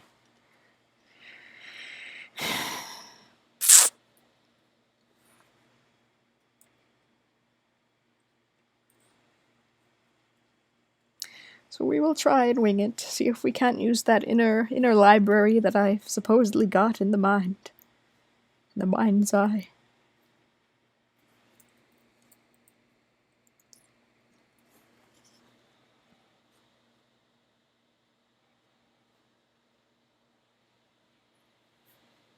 Okay, good. Excellent, excellent. Thank you. The tags have been updated, so excellent. You want to put German in as one of the languages? It's down here, stream language. Deutsch, maybe. You only have one primary language. Is there a way to change that, I wonder? It's like, I swear I speak German. Please, Twitch, let me get my full audience, please. You would have put it up here. Up where?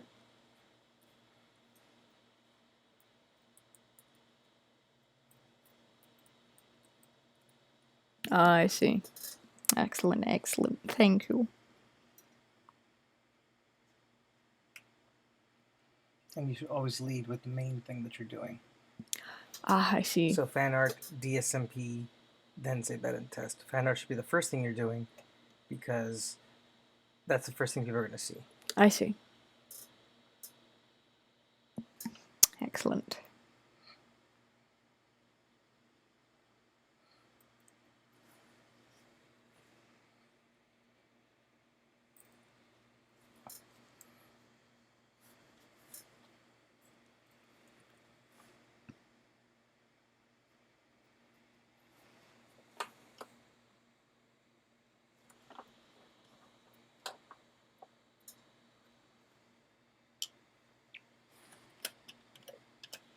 Excellent. Apparently the tags and such and title have been updated. Excellent, excellent.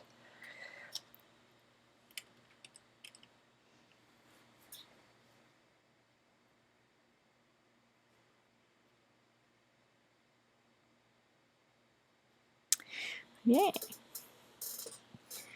Painting with green reminds me, green for the Victorian era, not good, not safe at all. Apparently it was made with arsenic, I think. It was that or cyanide, I forget which one. So, and lead, so none of it good. A lot of kids' toys might have been painted with green, or a lot of people got sick because the wallpaper was green, and they'd go on holiday to the beach being like, ah yes, the sea breeze, that is what makes me healthy, not realizing these hotels by the sea, they do not have green wallpaper, generally, or any wallpaper. That's probably why you're getting sick, but nah, they didn't know. They're like, nah, it's fine, it's perfectly fine, just like smoking is very healthy, they said. It's not. Oh yes, asbestos, a most extraordinary component. Or even in the early days, they didn't quite know what radium was, and they're like, ah yes, use it to clean your teeth and make them glow. You'll have a glowing complexion. Use it as makeup. It's like, please don't. That's not good for you. Nope. But, you know. People love the misinformation if it benefits their wallets. I've always wondered in the future if people will be like, oh wow, in 2020 they used that for this use? Don't they know that's dangerous? And we'll look back as old people and be like, ah, yes, it's so weird. We thought this element was great, but it wasn't. You know, I just wonder if that'll happen. Probably. Maybe. Gold color. I thought that. Tech support has returned. If it'll let us edit. It might. Might not. It did. Oh, excellent, excellent.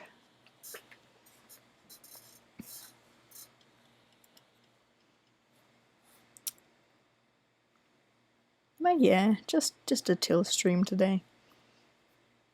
Just full with a sprinkle of historical facts, you know.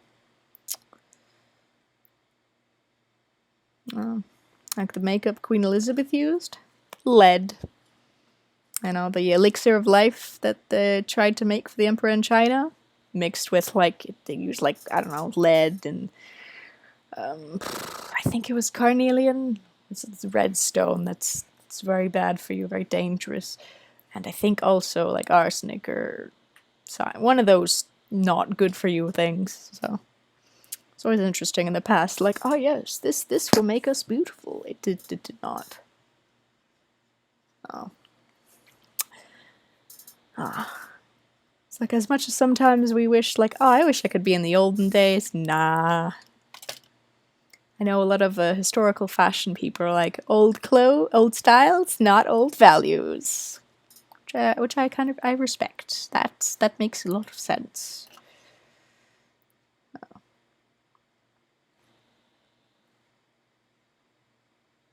Mm-hmm.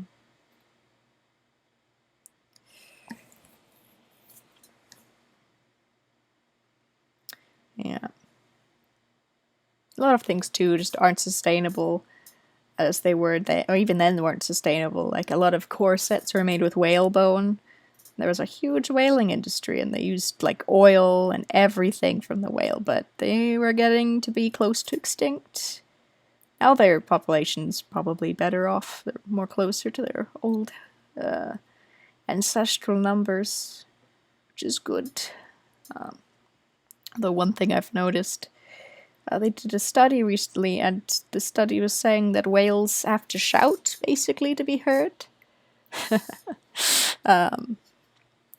Because the ocean noise over the years, since like the 50s to now, has gotten so loud with engines and sonars and just all the ship noises, that their vocalizations have to be higher or louder so they can hear each other. So, which is kind of sad. I think over COVID it was quieter and they could be more like a normal enunciation. It was just an interesting evolution trait, I thought.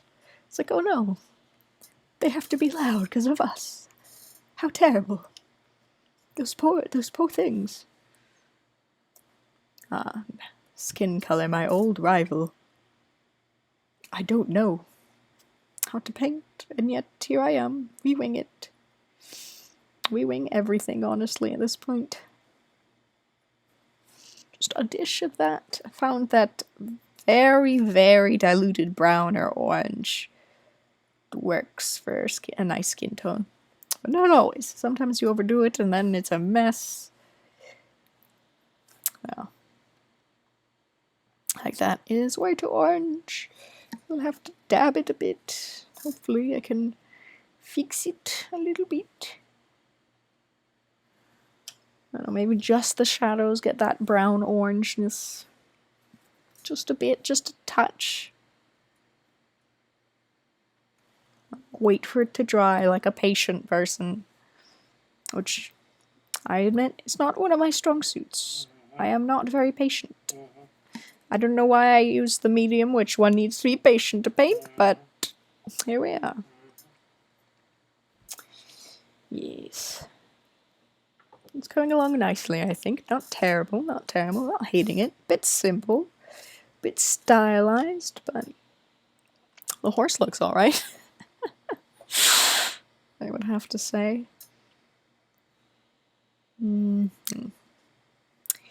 Steak. Need brown for that. I don't know, I literally, this should be the title of the stream. Rafa, winging art, again. And streaming now, apparently. I can add to my repertoire of things that I just improvise on. As they do in theatre. When you forget your lines, just improvise, just ramble. Which, I'm not terrible at, I'd say. I can ramble when I need to. Oh. Hey, I needed a lot more work on the wings. They're supposed to be like a black color, but I do want them to read decently, so it's going to be tricky. I need to see if I have the right colors for it. I like using limited palettes too, just so I'm not like paralyzed with options. Choice paralysis is a real thing and just awful. It's like, no, there's too many options. What can I choose? Oh, hey, thanks D Designs for following. So kind of you. Welcome, welcome. At some point I'll probably stream me trying to... I need to design like emotes or notification, like the little dinosaur that was just there. I need to redo that. So Not sure what though. If you guys have ideas, maybe like frogs or little gerblins or something, or birds, spraps. I'm not sure. Let me know what might be a good idea, you know, for that sort of thing. Oh, I know somebody said crows at one point, but I'm like, so many YouTubers use crows for their emotes and such. Then it might be a bit of not the market for me to corner, you know. So we shall see. What? Pardon? Moving the camera with your elbow. Ah, apologies. Oh, I see.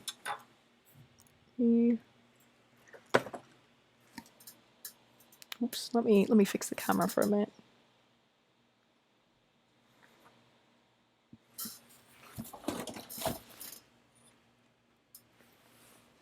Let me fix things.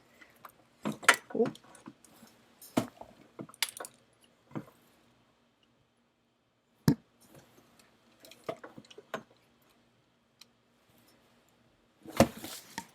One moment. Pardon the wobbliness.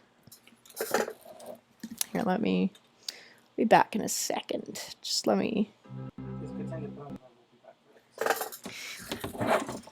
I'm gonna fix some things and then I'll be back. So I guess it's a good time for a bio break for anyone who needs it. So we'll be back in like 5 minutes.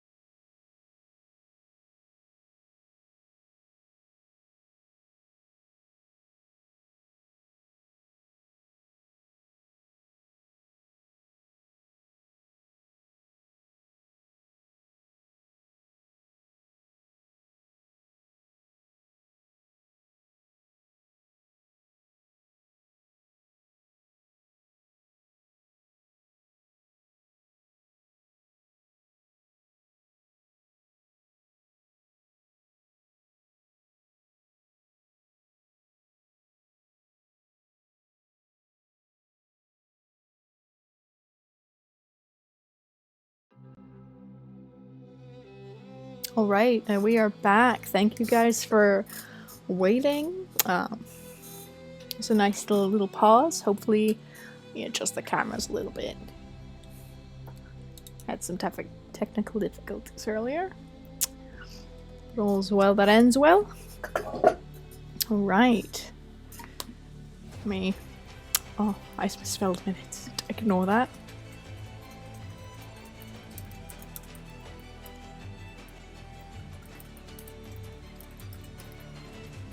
All right. So, again, to anyone new joining the chat, we are doing a little minor fan art for the Dream SMP, which is, if you don't know, a Minecraft server where which they use to tell stories and lore. It's basically like a TV show, but using Minecraft as the media, which is, I think, kind of creative. Yeah, we have. I'm illustrating Philza and Technoblade, both really famous, I think, Minecrafters. Philza's known for playing hardcore worlds in Minecraft. I think he had one, which means that if you die even once, your world, the whole thing, deleted. He had one going for, I think, 5 years before like a baby zombie took him out or something, which is impressive. And then Techno, I think, is known to be like undefeated in PvP, which is interesting. And they're good friends and have a whole syndicate together, which is kind of fun, kind of interesting. So yeah, I chose to compose the scene mostly because, again, I'm that horse girl. I'm like, ah yes, Techno has horse lore. They too are hinted to be a bit of a horse person themselves. So time to use what I'm good at and just start illustrating, start painting. Luckily, that break we had. Now some of the watercolors dried a bit, so we can do a little more detail and not have to wait to bring out that reference. Yeah.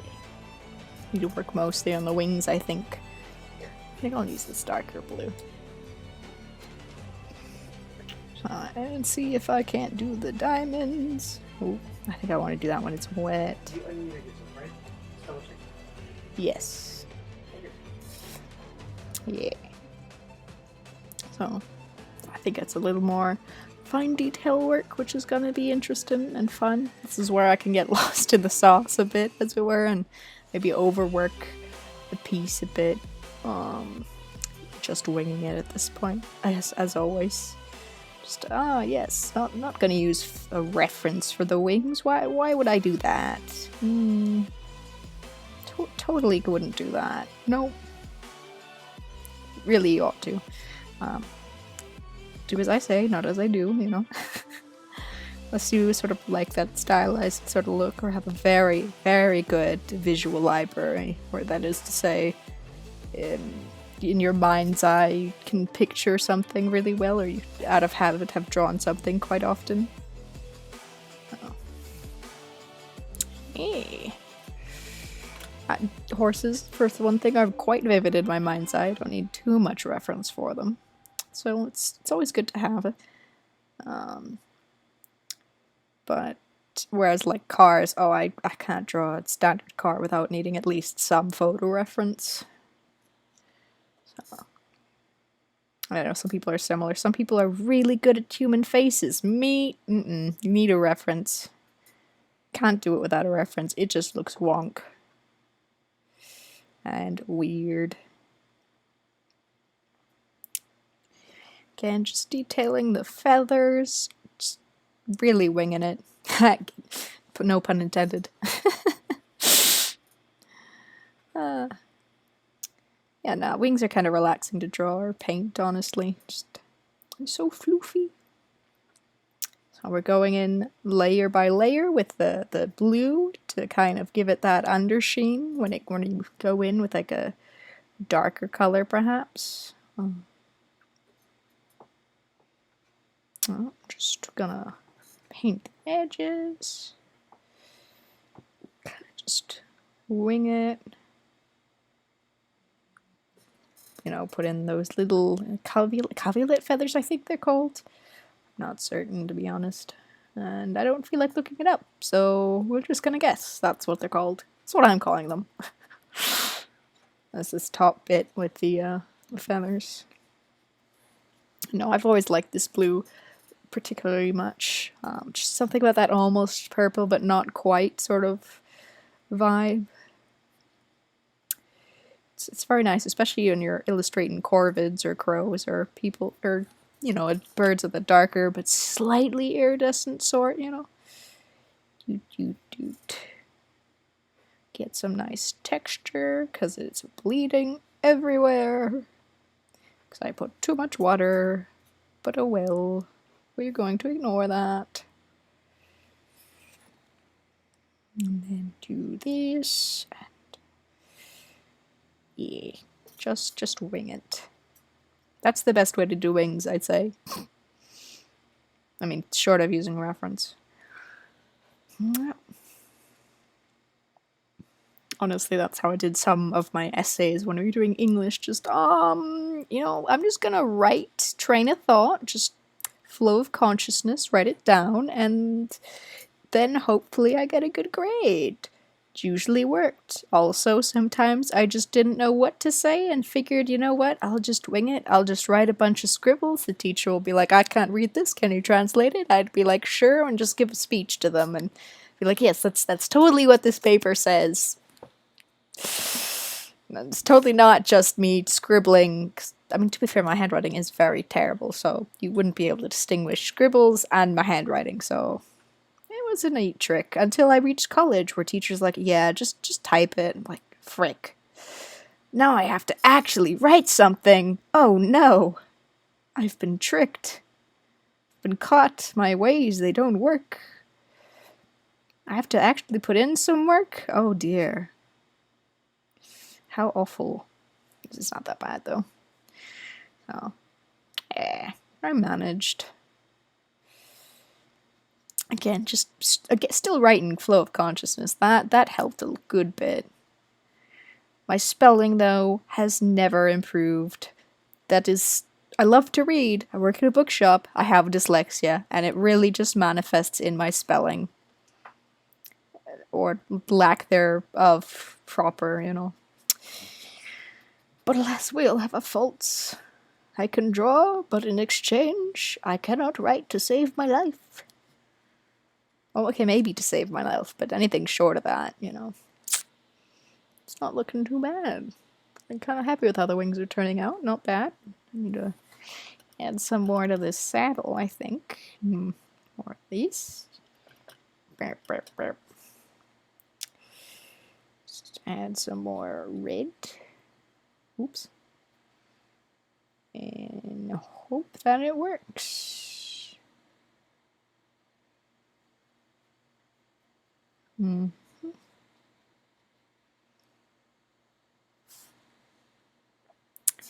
Yeah.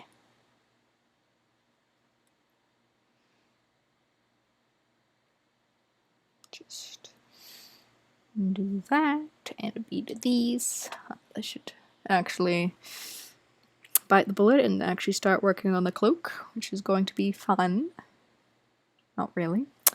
But such as, they don't call it painting for no reason, you gotta have some pain if it's really to be painting. Terrible puns aside. It'll be an interesting to try to just wing fabric. Mostly just follow. My plan's just to follow the direction, the flow of the cloth, and hopefully that will be enough for it to be somewhat believable. And that's what we're gonna do. And pray. Lots of prayer. Thoughts and prayers too. Yeah, just gonna put lines here and there and just hope it's good enough. It will have to do. Yeah. Honestly, next time I think I'll just start drawing with little goblins, some goblin core things. I think you can see some in the background, and my intro screen has a bit of that. Little goblins munching on mushrooms. Again, I do worry about that design. Let me see if I can show you.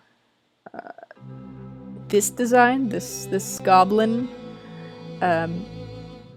I do worry that that one will be a bit problematic to sell. I designed it as a cover for like a journal or something, or a agenda.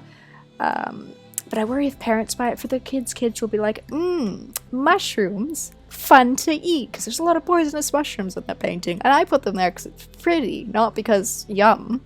I figured, goblins can eat anything, but humans not so much, so I'll see how that works out. We just have some disclaimers on the packaging, like, do not eat these mushrooms, please, for the love of God, have some common sense.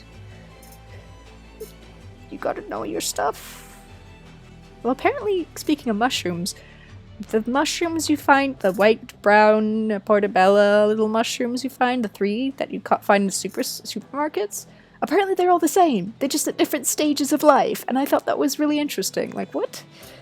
Excluding shiitake and morels. Although you don't really get morels anywhere except, like, maybe Wisconsin or up north during morel season.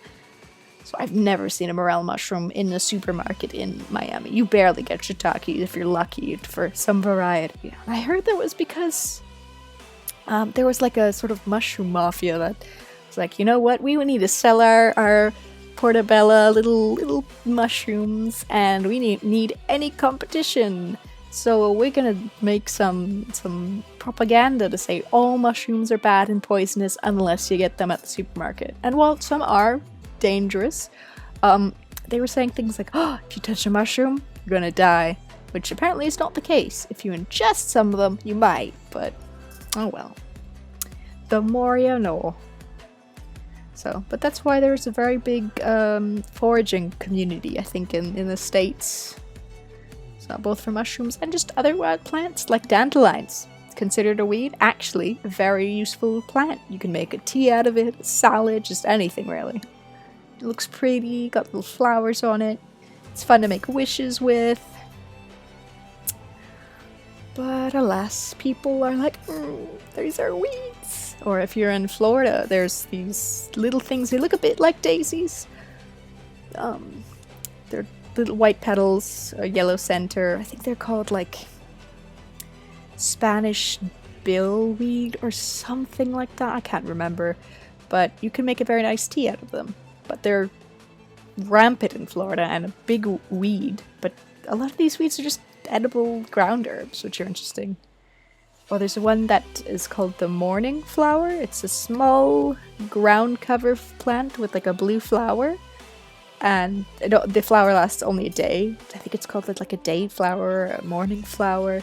But you can eat those, which I did not know. So, you can eat a lot of things.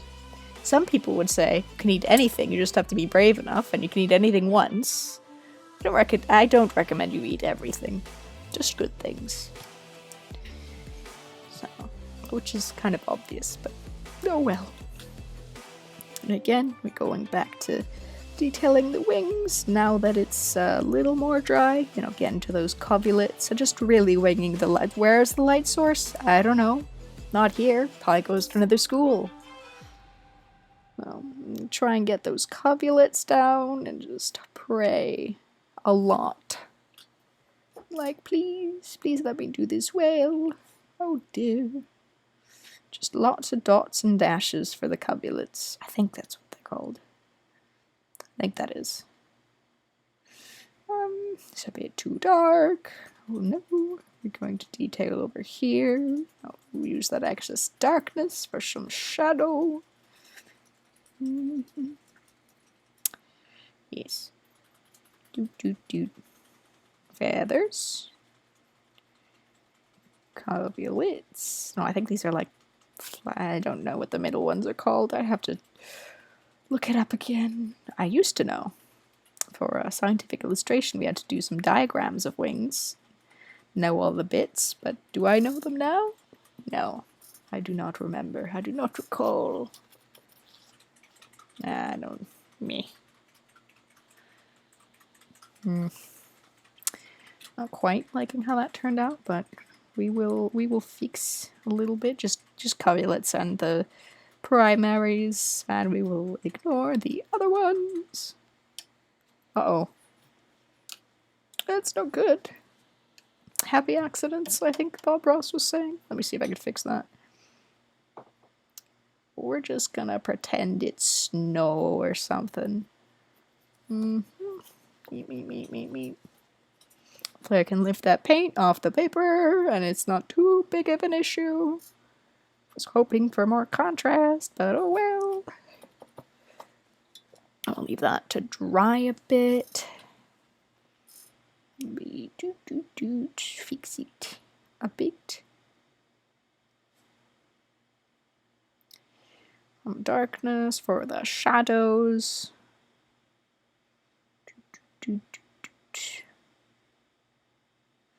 Little dots for covenants, you know, just to get that shadows in. And do the edges. The primaries nice and long. Totally accurate. Take my word for it. Don't look it up. Don't check. It's totally not inaccurate. Oh, inaccurate who? Not me. Anyways, I still do I'm kind of impressed though with how I rather like how it's coming out though. Accidents aside. Horses and wings, those are good things to draw. If ever having an art block or want something to draw those. Perhaps in both. In tandem, maybe, even if you're feeling bold or brave. Or want a challenge if you've never drawn them before. Ah, the diamonds. Oh no, they're missing. They're not as big as they ought to be. Can I fix that? We will see. Probably not, but I maybe can go back in with gouache and fix it. We will see.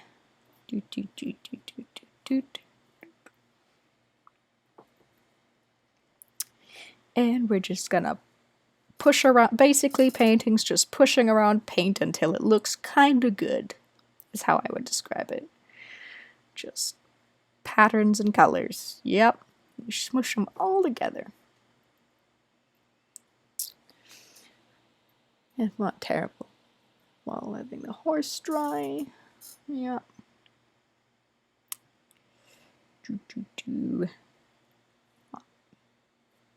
Need to blend this diamond's contrast out and get a nice gradient to like the more shiny bits, so it's not just a dang outline, because I am not the best at outlines, even though I use them a lot,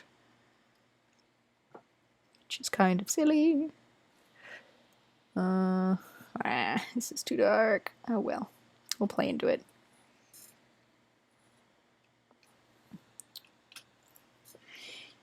Guess we will be using outlines because they are easy and nice.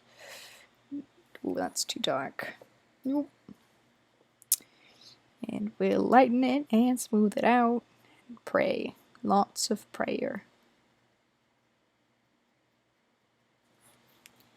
How's that looking? Not terrible. I think that's almost overworked. I mean, this part I'm not happy with, but whatever. We'll come back to it later. Let me see if I can't. Bloop, bloop, bloop. Doop, doop. Lots of little dots and stipples for those tiny feathers. Then we'll get that. Do the primaries.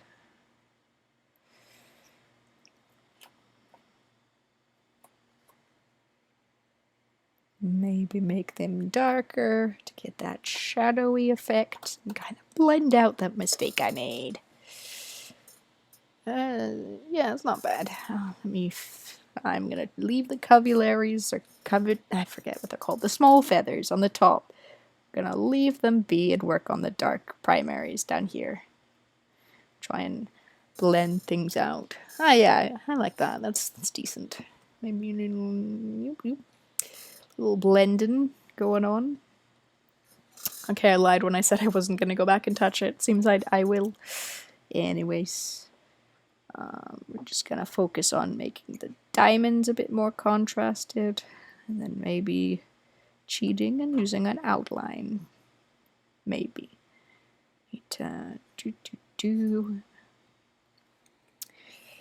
Not liking how those contrast is coming out. Not bad. It looks better on screen than in person. So, doop. Yes.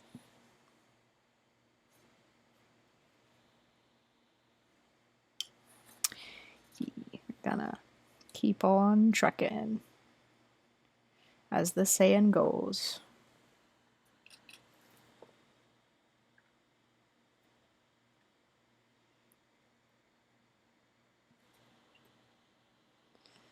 Yeah.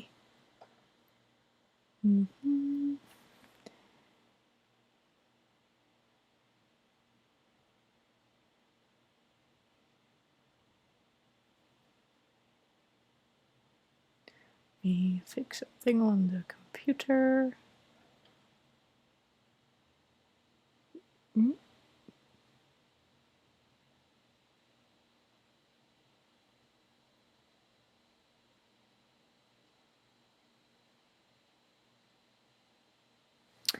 Alright, I think things are fixed.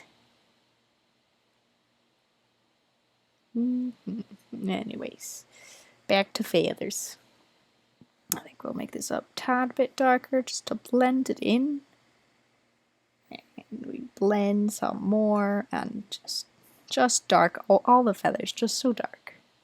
I think I need some more darkness up here. Could all benefit from a little darkness in our lives, maybe. Nah, I'm just joshing.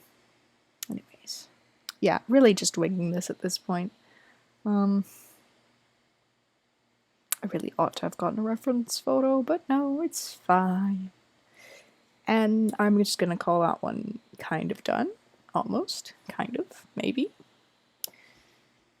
And, ooh, I keep doing that. That's why, it's another thing that's a problem with watercolor. You gotta be careful where your hand's at, or you're gonna smudge everything, and it's going to be a disaster. And you'll have to just pretend it's a happy accident, like Bob Ross would have wanted you to. It's like, I swear, I seriously meant to do that. Yep. Was definitely not an accident. Definitely was not mindful of. Definitely was not mindful of where my hand was. Just stripes for the long one, the long boys, and little dashes for the small feathers. And we do that, and we're just gonna, there's a lot of blending and pushing and pulling the paint, just all the little dash marks with your brush to get the feathers. I need to add some more. Yep. Better, much better. And we're gonna pretend we know where lighting is and that it's not here in this bit. And then we're gonna make those darker as a result. Just do all the way home.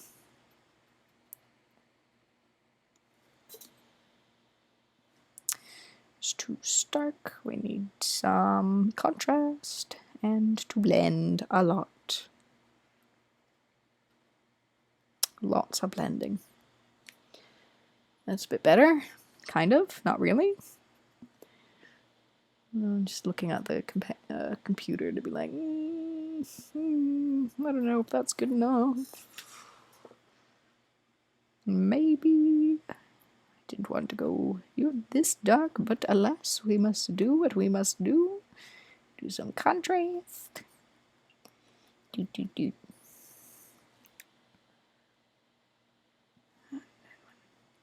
What are these?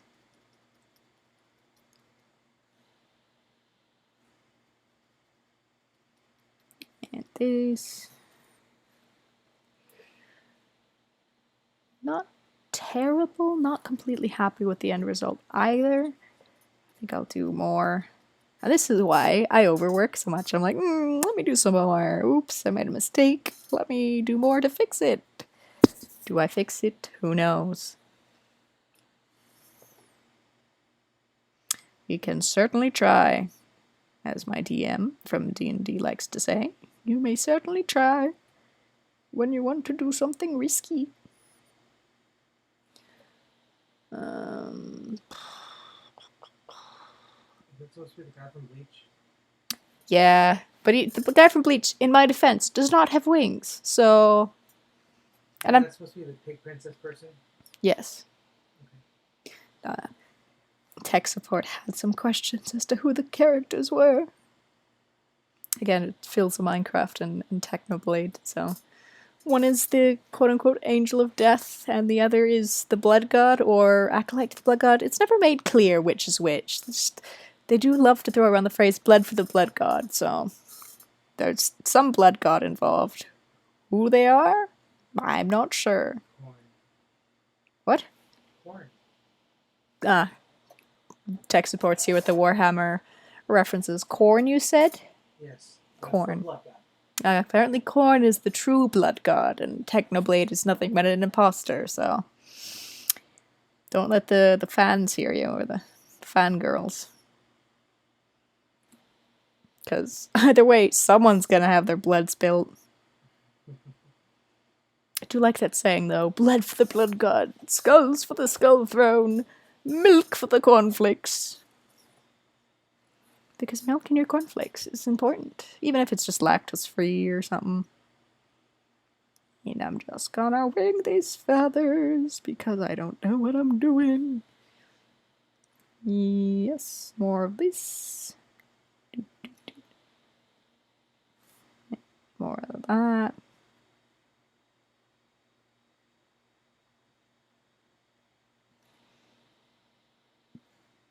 Good enough. Doop, doop, doop.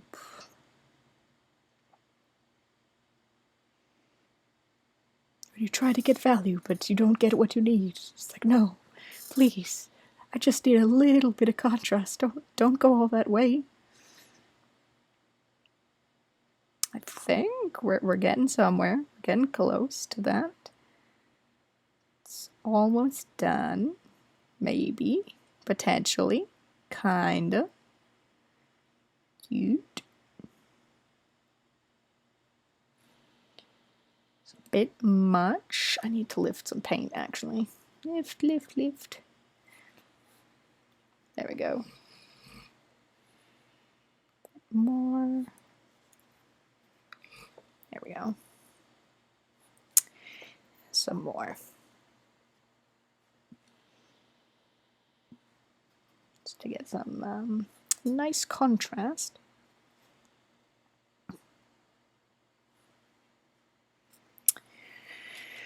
So it's not completely one mess or another, so...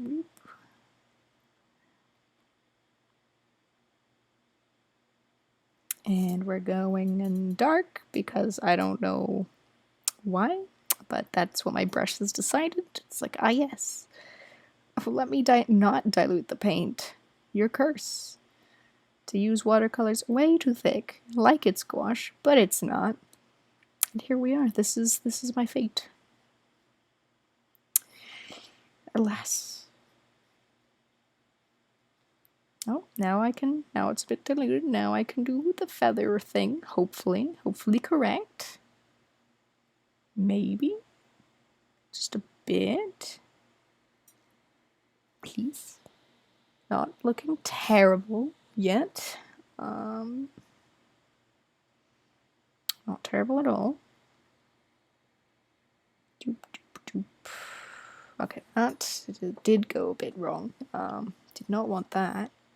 It's a bit much. It's all about like pushing and pulling and taking away some things or adding it. Though I think I need a heavier stock paper next time because it is not liking this at all. It's like, you're overworking this paper too much. Oh. And we go in darker wings again, and the lovely little dark outlines that I am so fond of, yet claim to hate. Wings are so interesting. Just how they all interlock together, and how they move in the wind. There's apparently like some mechanism where they'll, on the downdraft, they lock, so there's more like surface area, but on the uptake, the sort of wings, the feathers kind of spread so air can be let through, so there's not as much air resistance, and that's how they fly. A very oversimplified version of that. Anyways, I am not an aerospace engineer. That is my rudimentary understanding of bird wings. Just, yeah, bird flap good, thus fly. Bird have hollow bone. And yeah, that's how birds fly. Thank you for coming to my TED Talk on the flight of birds. Yeah. I'm not totally unhappy with how the wings are coming out. I wouldn't say that it's Michelangelo, but it's not bad. It's not bad. Although Michelangelo was kind of a dick, not gonna lie, so don't know why I'm comparing to his work. To be fair, I might also be a dick if I like to do sculptures and the Pope said, you know what, you're going to be painting a ceiling for a few years because I don't like you. So I too would be salty. But to be fair, he was like a drama queen, even with people who did not give him a reason to have beef with him. Apparently he hated Raphael. It's like, he's too kind, he's too nice, he's too much of a people person, and I don't like it. And I think Michelangelo and one of his buddies always like teamed up to try and like steal Rafa's commissions. Like, this contest to see who will get to do this painting. Well, I will do it better than you, Raphael, so that I may win the contest that I don't even want to win. But since you're entering it, I gotta foil you. So I don't know how it's success, but that's a summary of Michelangelo, I'd say. Not terrible.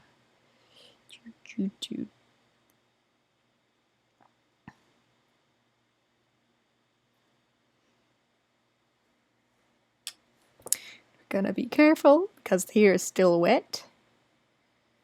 We're just in oil painting. I really ought to get one of those. There's this like a long stick that you can rest your hand on without quite touching like the paper. So that's what they do because oil takes so long to draw.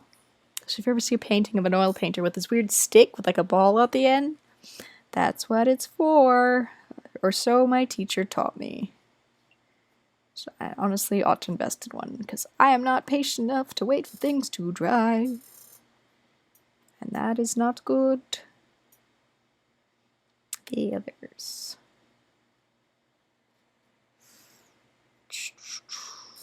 And we're gonna paint this and make this darker. Let me see. It's getting there. Could use some more work.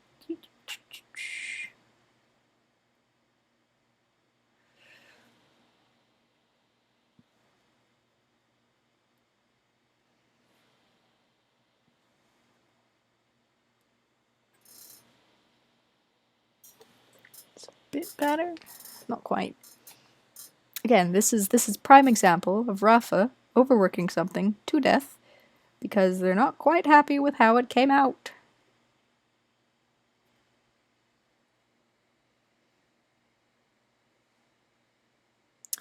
But we make it work.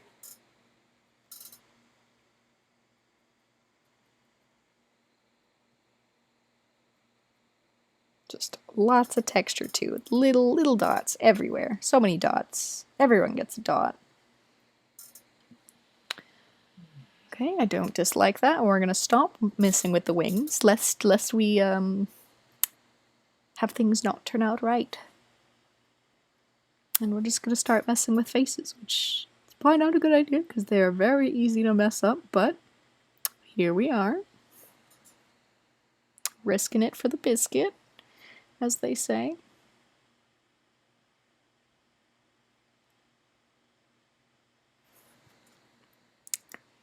Again, they do say that When an artist learns to draw hands correctly, it's all over for everyone else. Because hands are so hard to draw / paint. How do they do it? I don't know. Practice. I know how it is. It's practice. Do I have time or the desire to practice? Now, therein is the question. I'm going to dab that, and it looks wonky. It's in its ugly stage, but we'll make it work. Maybe. Hopefully. Please. Work with me, Peer Paints.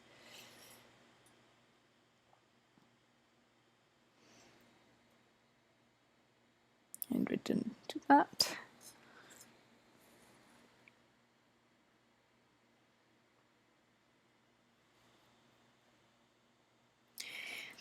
Okay, that's drying. Maybe some brown for the stick. Why he's holding a stick? I don't know. I just felt he ought to be. Because sticks. Everyone likes a good stick.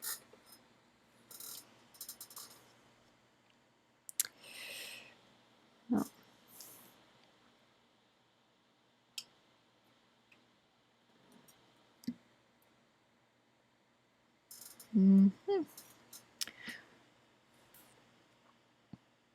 Although another thing that's really important for an artist to do is to take constant breaks and step back from the work. So I think in maybe 15 minutes or so, I think I'm going to call it quits for the day. But for now, we paint. And we gotta do that. Nope, I messed up already. Too much paint. Too much paint. Why? Why'd you do this to me?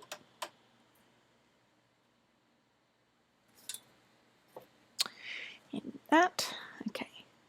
Hopefully, I can do this correct. Yeah, to do the little circle of yellow here for the bit of the bridle thingy.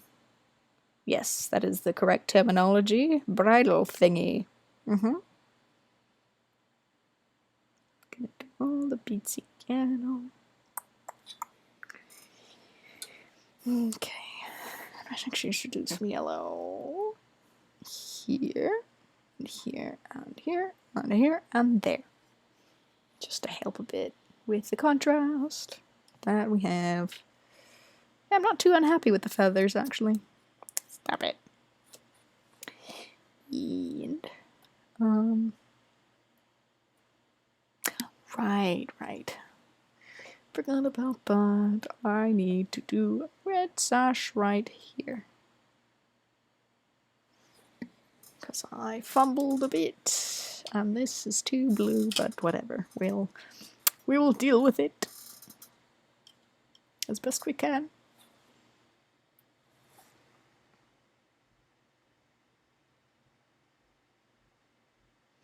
We do the tiny details. Where the shadows are. Oh, it looks a bit odd, but you know what? We're going to fix that later, maybe. Definitely know what I'm doing, yeah. Don't question it. Don't question the process. Definitely question the process. Question everything. Oof, that is not looking good. Again, faces can be really tricky. Humans. Why did I choose to do a human techno? I don't know. He could have had a pig mask or something, and that would have been so much easier to draw. But no, I went with the harder option. Because of course I did. And we light this up and hope that's good. Hope and pray. And hope's a lot more. And avoid the wings, because they still might be not dry.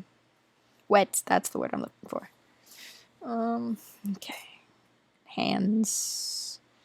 Just gonna wing that and do that and pray. Some more. I forget actually, what color is this guy's horse? Did he have a black tail or was it red? I don't know. Let me look it up. Oops, I almost out of battery.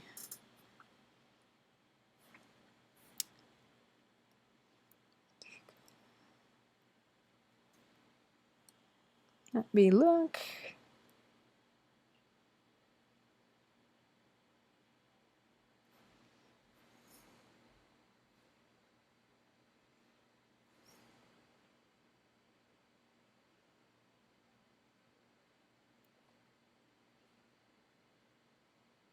Okay, he's got a black made. That makes everything infinitely better, infinitely easier. So much more contrast is able to be achieved. So he's not a chestnut, he's just the normal brown, which I'm forgetting what that's called in horse terms. It's been so long since I've been in the horse fandom. I'm forgetting their ways. I could still say all the breeds alphabetically, but what's the point of that? Alright, that's good enough, kind of. Maybe a bit more. Yes, more. More of that, and make this bit darker.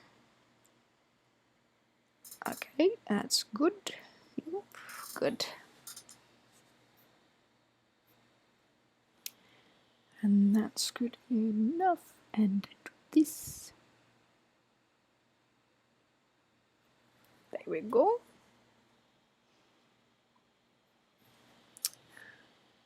That glare is not doing it any justice. Oh well. It won't glare so much when it's done. Bit of gold for the crown. Do, do, do, do, do. There we go. I might have to go in later with colored pencils to get that contrast, you know. But we do with what we can. With what we have. Yes, I definitely know how to speak English. Yep, totally the first language I've ever learned. Not really, it's Dutch, but oh well.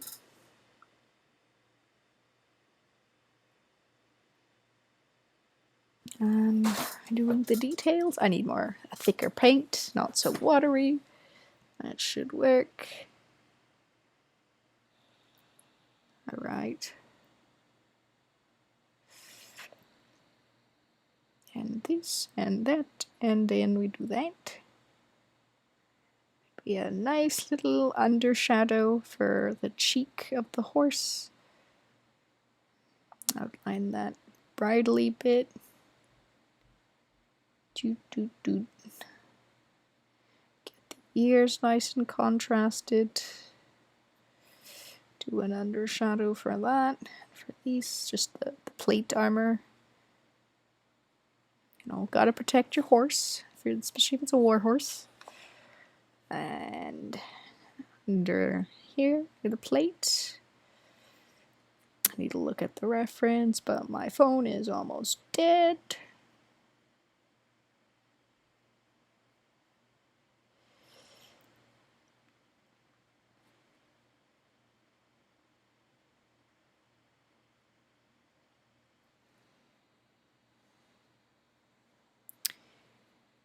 And we'll do this. Their shadow is very important. Sure, I could use blue or something for the shadow, but we're just going to use a more thicker application of the same paint color because, you know, KISS, keep it simple, stupid. At least that's what everyone says. Yeah, and I can always go back in later with a different color and, you know, contrast the shadows. With a bit of blue or something. Given it's a snowy environment on a sunny day, and you know, you have the nice sun and sky reflecting off of the snow. That's a bit too dark. Or too much, not too dark, just too much. Not considering the light source, which I should. And that's there, and that's where that shadow goes. And it's still a bit, it's too close to the cloth's color, but oh well. You banished. I'm gonna mix some paint then. Mix that, and we mix that, and hopefully, this will be a better contrast. Oh, that's really dark. Very runny. Too runny. Dab that. Maybe a bit of this, a bit of that. That. Very small details. Use your brush very lightly to get that nice edge, that nice shadow bit.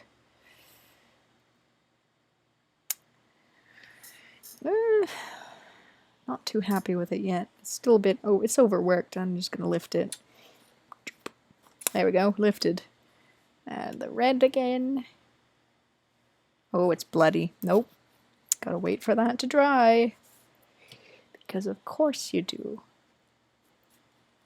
Let's see if you can't get a bit. Some contrast. There. There, and a little nose, and a bit of that, and this. Get the mouth going. Not terrible. Not great either. And, yeah. It's not the worst I've ever done for a face. Coming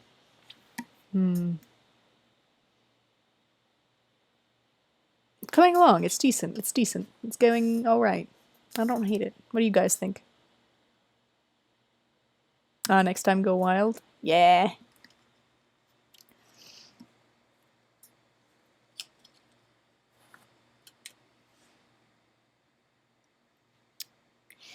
Bit of more shadow because we need that contrast, and a bit of a cooler brown because shadows, you know, really, you know, using that nice, what is it, complementary color? Cools with darks, I don't know, contrast, something.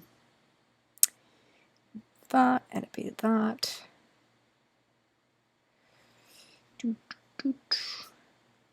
This is good. I just needed to not be a coward and just go for it. When it came to outlining, just very cautious little brush strokes, just very light and subtle. I don't know about subtle, but nice. That, and almost. And yeah, we got most of the, I don't know what this bit's called, the cross-weaving bits of fabric that he's got going on.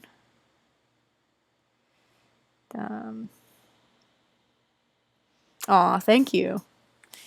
Yeah, it's a nice challenge to work with a limited palette, because you can still mix whatever colors you need, but you're also kind of constrained, but there's a sort of creativity in that constraint. There's a bit of restraint too, because my instinct is always to go for the brightest color, you know, the bright oranges and the bright yellows, but these palettes are a bit muted. I think this one's pastels, that one's, what was the theme of this one again? I forget.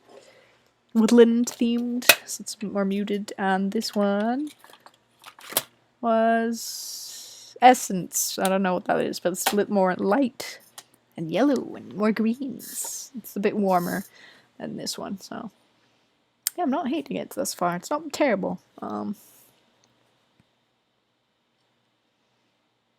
Yeah, no, it's coming along good.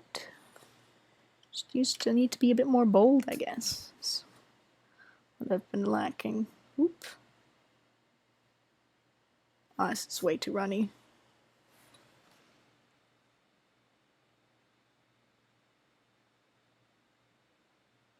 Just outlining the bridle. Add a little bit of shadow.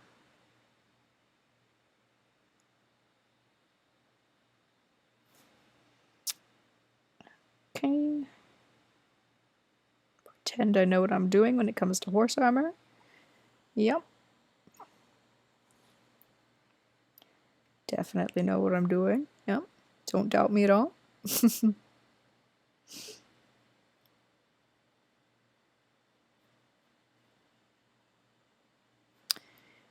Then a little bit of that, underlining the straps and here so that there's a bit more contrast because it's a very red horse with a very red bridle. I mean, thematically consistent, but oof, the contrast is lacking. Let me see. I'll do a bit of that. And I honestly should just wash the saddle in a light brown to kind of just add that contrast bit. Maybe a gold saddlecloth at this time. Shake it up a little bit. Just a smidge.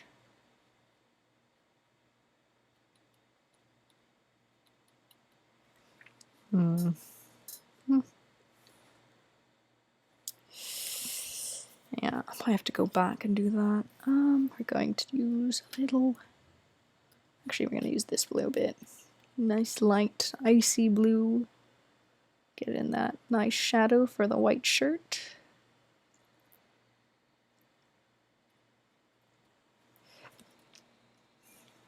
Okay, and I forgot the shadows here. That where the cape comes around the arm. Maybe we wash the ground with a bit of icy blue. It's a very light icy blue, to be fair.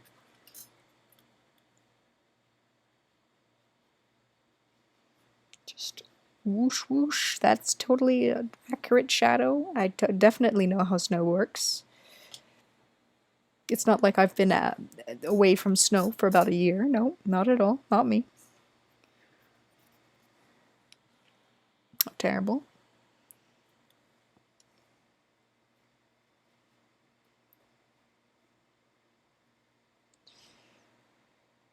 Good enough.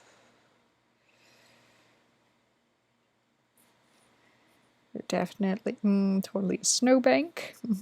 We know what those look like, supposedly, in Florida. And a bit of that. Just whoosh whoosh. Don't overthink it, I think is the goal here. Just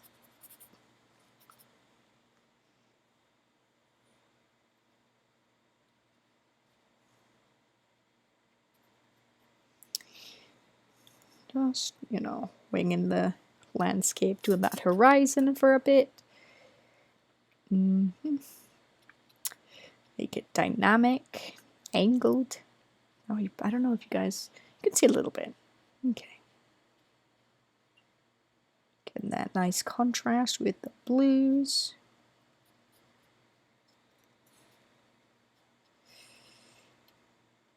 Getting just some lumps of just snow. Just, yep, lump. Definitely how snow works. Looks kind of foggy, but okay. We'll live. Oh, I need to do that more.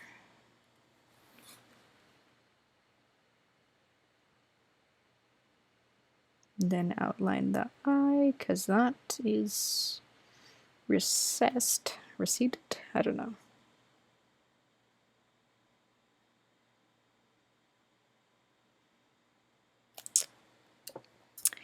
There we are. And a bit of these. A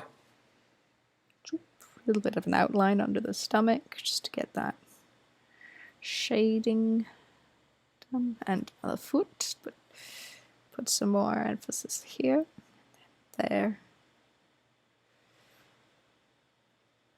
And detail the little tassel thingies. Yep.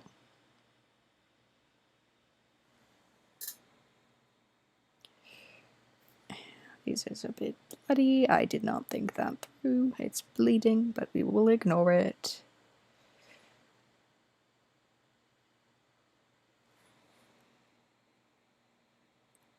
Just gonna blend that shadow out a bit.